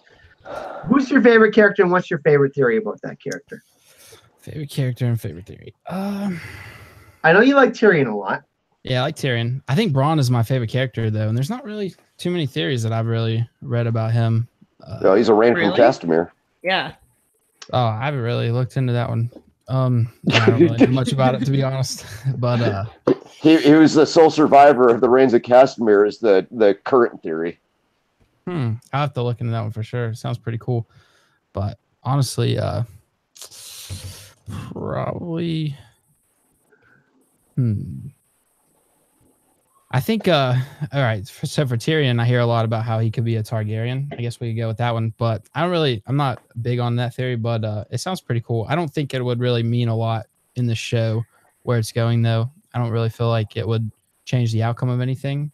So they probably wouldn't use it as much. But it is very interesting.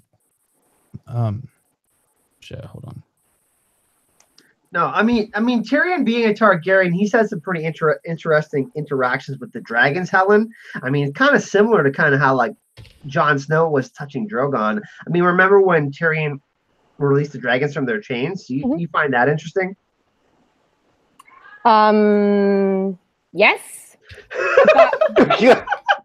But I still don't think in the books, yes, in the show, I think there's no way that they are going to explain in the last season that he's a secret Targaryen. That would be too many with Jon Snow then.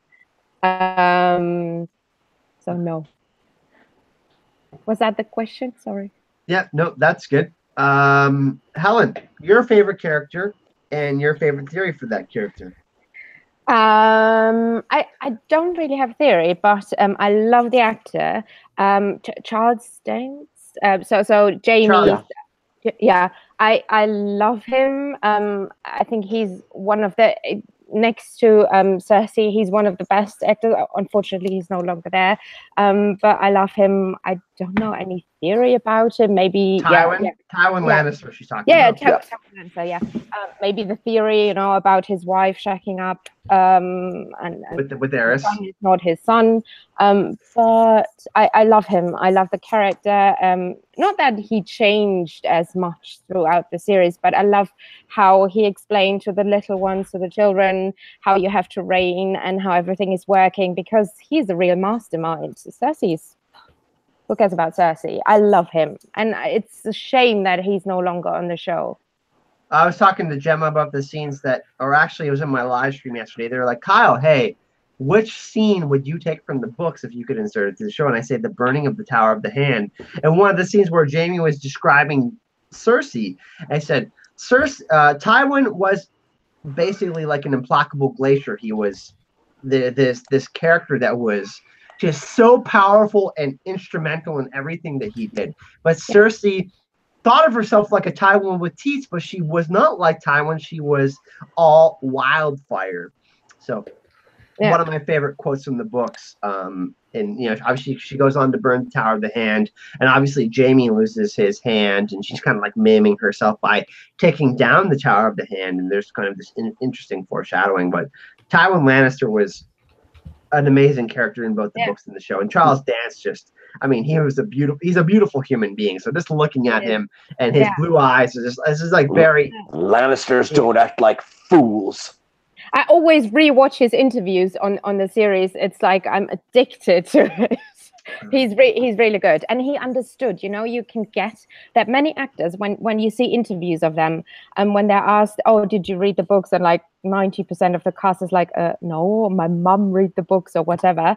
But he read them, and he's like, coming back to Lord of the Rings, he's like, oh God, I'm so drunk. What's his name? Like Gandalf. So he read the books, and he's giving the director, ideas of we can do this scene like this and this, and you get that he understands what George R. Martin wants to do. He's not just an actor, you know, he's more. He understands. He's an entertainer. Like, I mean, you look at, like, he was, I mean, he's probably a top 5 actor on the show. Like Ned Stark, Sean Bean as Ned Stark. Bean, yeah.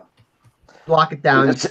Peter Dinklage as Tyrion, Lena Headey as Cersei, Charles Dance as Tywin, Davos, Liam Cunningham. You could argue a few more, Theon, Alfie Allen. There's a few more, but like those are kind of like the top ones, right, Pierre? Well, Nikolai Coster-Waldau, man. I mean, he kills it as Jaime. Yeah, he does. If you separate it from the book, and we know that Jaime's on a redemption arc that's separate from what they're doing in the show, but he fucking kills it, man. He's so great at it. But I will agree that Charles Dance as Tywin Lannister probably would be my #1 best casting call. I would even put that above Sean Bean.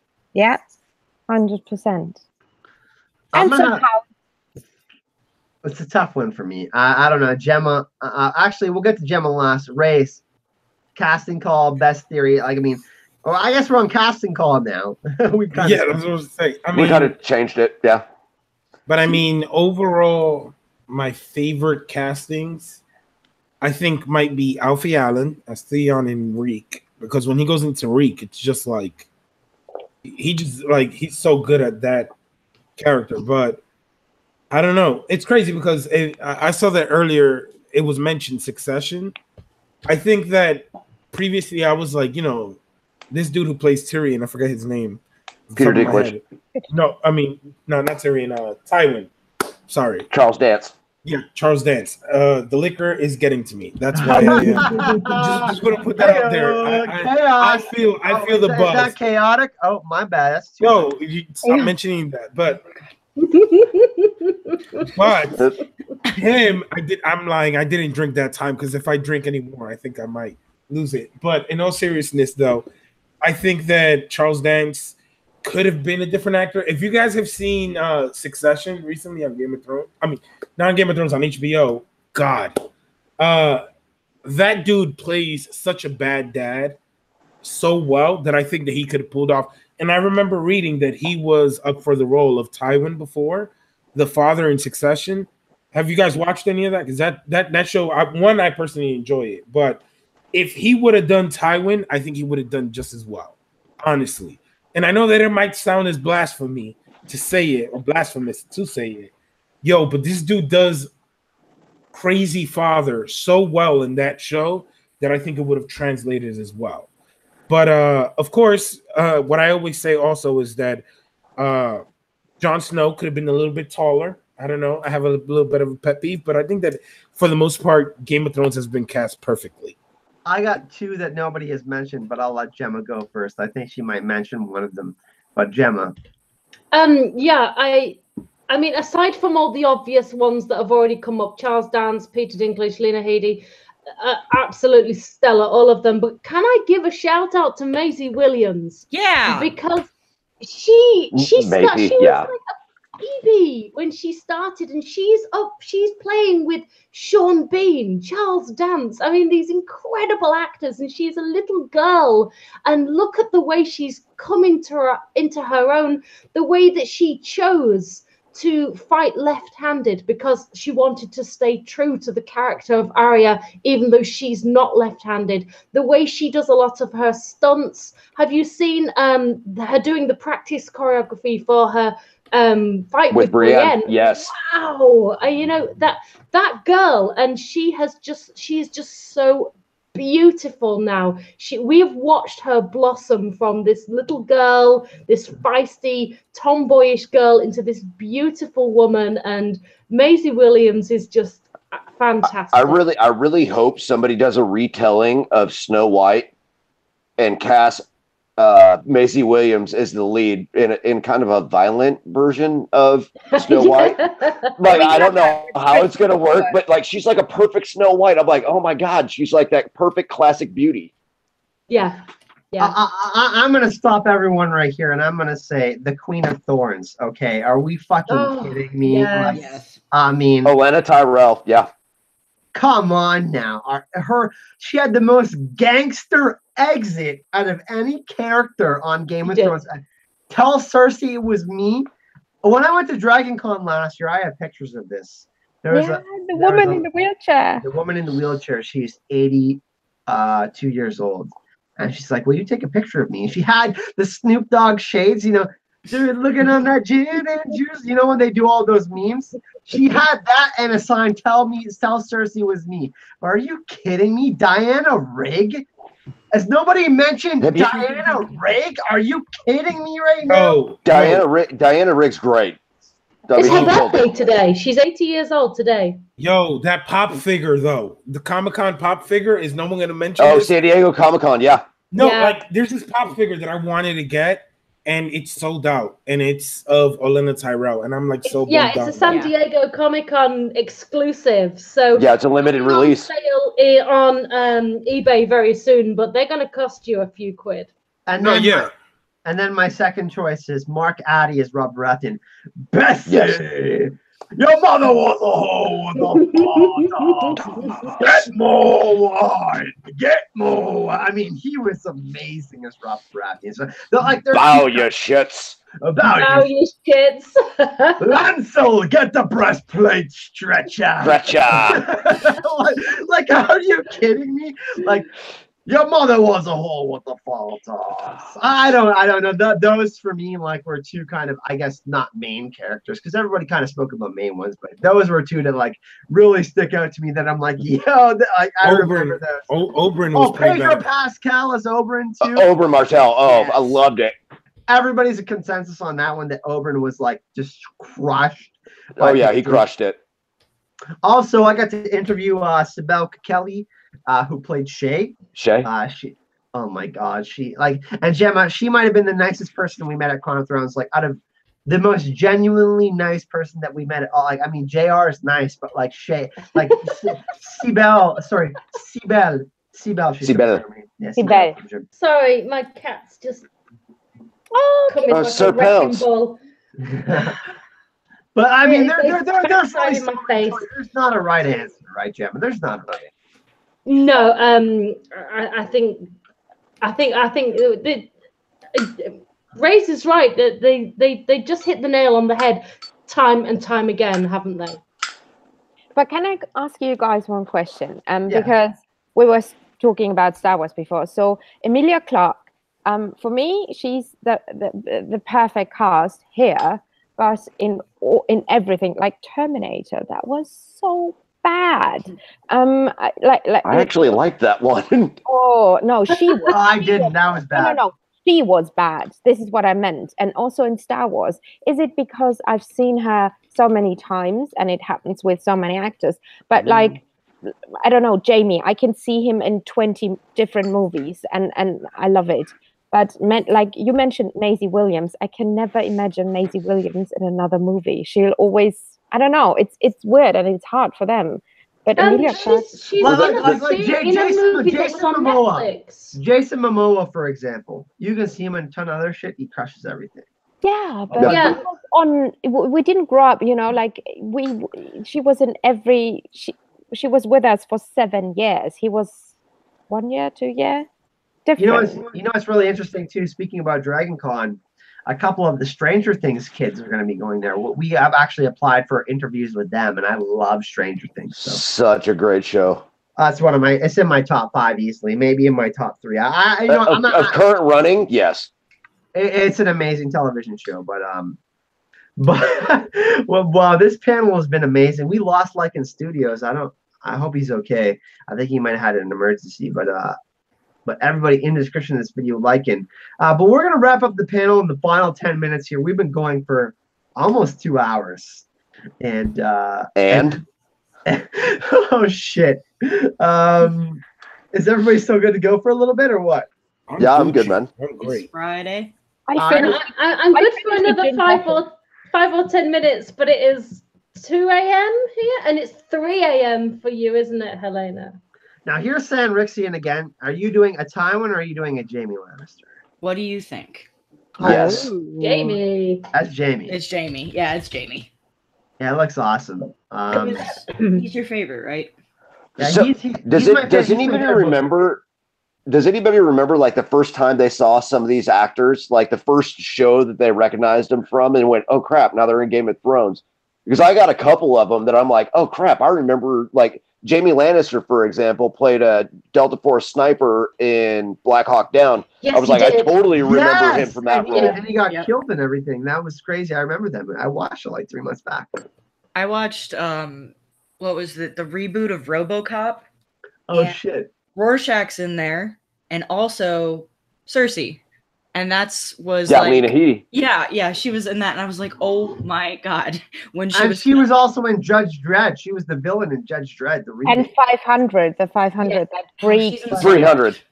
300. Yeah. Or 300, whatever, some number.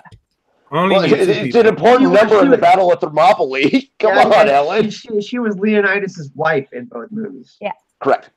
Yeah, I only knew Peter Dinklage. Peter Dinklage from Death at a Funeral. Oh, amazing. No, yeah. I knew him from that and Lena Headey. After that, everybody else, I was like, oh, shit, he was in that movie, like Mama for Nicola. He was in Mama, I think it was. That was a kind of creepy movie. Horror movie. It was a horror movie. And then when I saw it in hindsight, I was like, oh, snap, that's him. Like, until I saw it again, I didn't realize that it was him. But does anybody remember the Full Monty? Yes. Yeah. That's the first time I remember seeing Mark Addy ever. Right. Was the Full Monty. He was also in a show called Hercules, I think. He was on the Flintstones too. Yes, he was. Was he really? He was Fred Flintstone. That's where I know him from first. And the Wave, she was on that British TV series, the White Queen. Gemma, you might know, from these books. It was very much like the Tudors, kind of a Tudor style. Yeah, she was epic. She played. It was BBC though, yeah. Yeah, she played one of the Kingmaker's daughters. She's so good. I love her as an actress. Can we talk about how Rory, what is his name? The Hound? Help me out. Rory McCann. Rory McCann. Yeah. By the way, I'm trying to set up an interview with him in Belfast next year. Please do that and tell him how much I love his big dumb face. I love him. He was in I would Hot like Fuzz. his big. Oh, Helen, get on here! Did you like zoom in on your screen too, Helen? I did. In that one part in season 6, you know what I'm talking about. We'll talk later. Never mind. Anyway.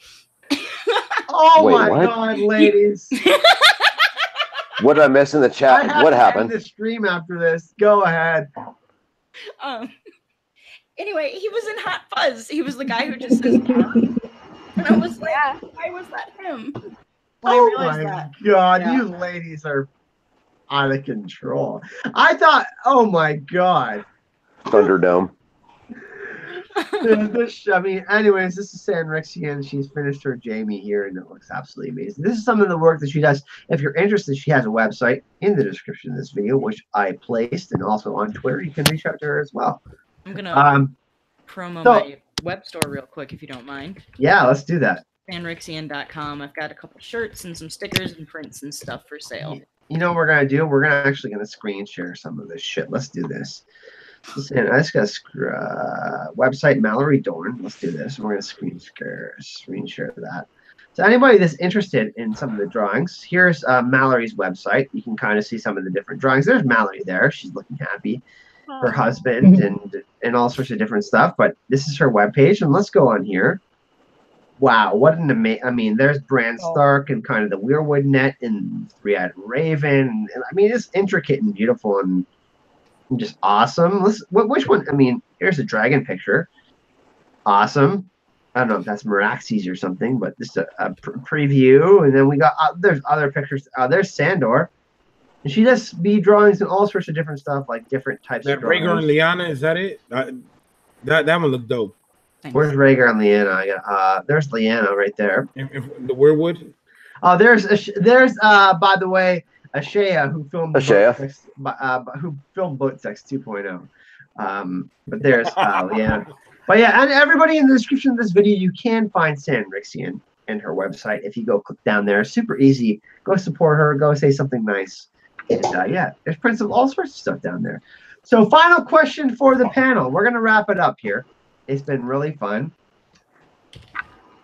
Gemma, let's give a prediction, a final prediction for Game of Thrones season 8. Let's do that. Oh, tinfoil one though, one that's unexpected. a tinfoil one. Tyrion's gonna ride a dragon. There you go. Tyrion's gonna ride a dragon. You heard it from Gemma. We have. He's not gonna ride a dragon. Okay, well, Gemma's lying then. Sanrixian. Bran will be the Night King. Bran is the Night King. I actually love that one. I'm warming up to that one actually. That's my tinfoil one. Oh, it's your tinfoil. Okay, well. Sorry. Raymond's got a chaotic one, I suppose. Who, me? Oh, Jesus.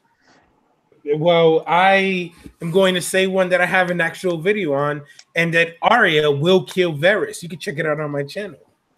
The shameless plug in the description of this video. Of course, you can find Rayz's channel. JR. Oh, tinfoil.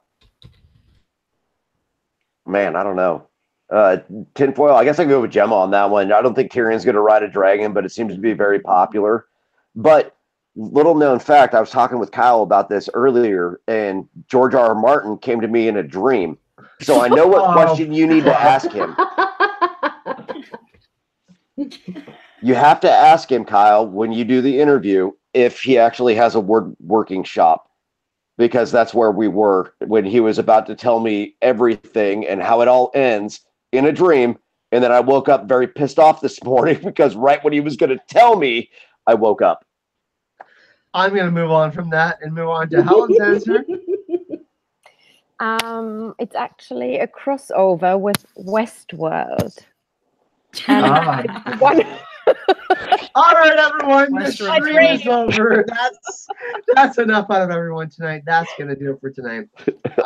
What we're going to do, though, is we're going to do a little bit of the sign out before we go. Gemma, where can we find you? You can find me on Secrets of the Citadel on YouTube. I am at Citadel Secrets on Twitter, but I never go on Twitter because it's crap. I am Gemma Stark or Gemma Secrets on Facebook, and I am Secrets of the Citadel on Instagram. Feel free to follow me. Please don't send me dick pics. Don't send Gemma dick pics. We have Sanrixian. I'm at Sanrixian on Twitter. And all my links are in the bio. I can't even do this right now. Sanrixian on Twitter. It's MalloryDorn.com for Sanrixian. Rayz to Alba.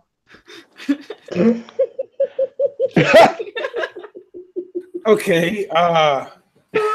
After this whole dick pic debacle, let me try to put a straight face.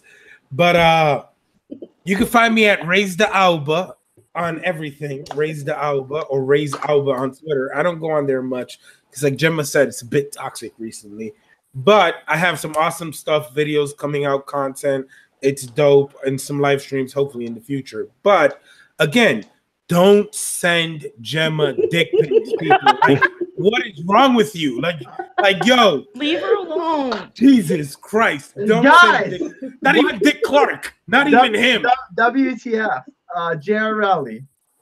I actually got your Facebook in the description. I don't know if that's legal or not. But Do what now? I put your Facebook in the description of this video. So. Oh, that's fine. I don't care.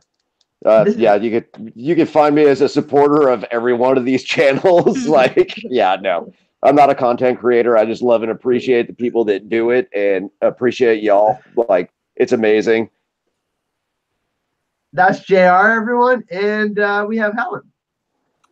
I'm not a content creator. Yes, I plan to do some streams on Lord of the Rings, as a new book will be out soon on the Fall of Gondolin.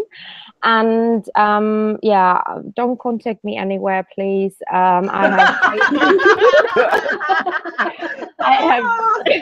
I have way too many stalkers. No, just kidding. I'm mainly living my life on Instagram. I'm very fabulous. If you want to see fabulous holiday pics, follow me on Helen. I'm cutting Helen off, everyone. That is going to do it for the stream this evening. Wait, Kyle, did you do the giveaway? Oh, I got to do the giveaway. And one last chaos. We got chaos. Chaos. That's 4 drinks. Sorry, my bad, everyone. You. I finished it just because. I think I drank half a bottle of rum. Yeah. I'm gonna die. And we're gonna do our giveaway. I gotta look up here in the chat. Let's and the winner of the giveaway is Derek the Tree. Mackenzie Burns in the Mackenzie. chat. Mackenzie, you've won a t-shirt of your choice. Just message me on Instagram or Twitter or Facebook, and we will get you What Is Hype May Never Die or I Drink and I Hype Things shirt. You are the winner of the giveaway for this season. Yay! So thank you, everyone. I think I can speak for all of us. We've had a really fun night tonight.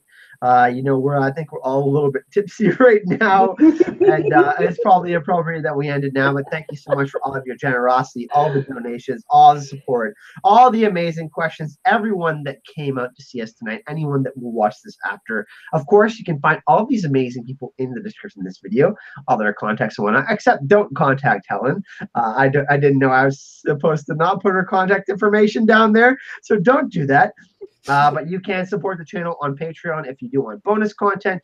You can help me get to DragonCon and Worldcon. The GoFundMe is in the description of this video. And of course, I think we should do a Hype and Love all together on 5. You think we can coordinate that, everyone? Probably not. Yeah, Okay. we're a little bit tipsy, but we'll try. All right, on the count of 5. 1, 2, 3, 4, 5. Hype and Hype and Love! Hype and Love. Love.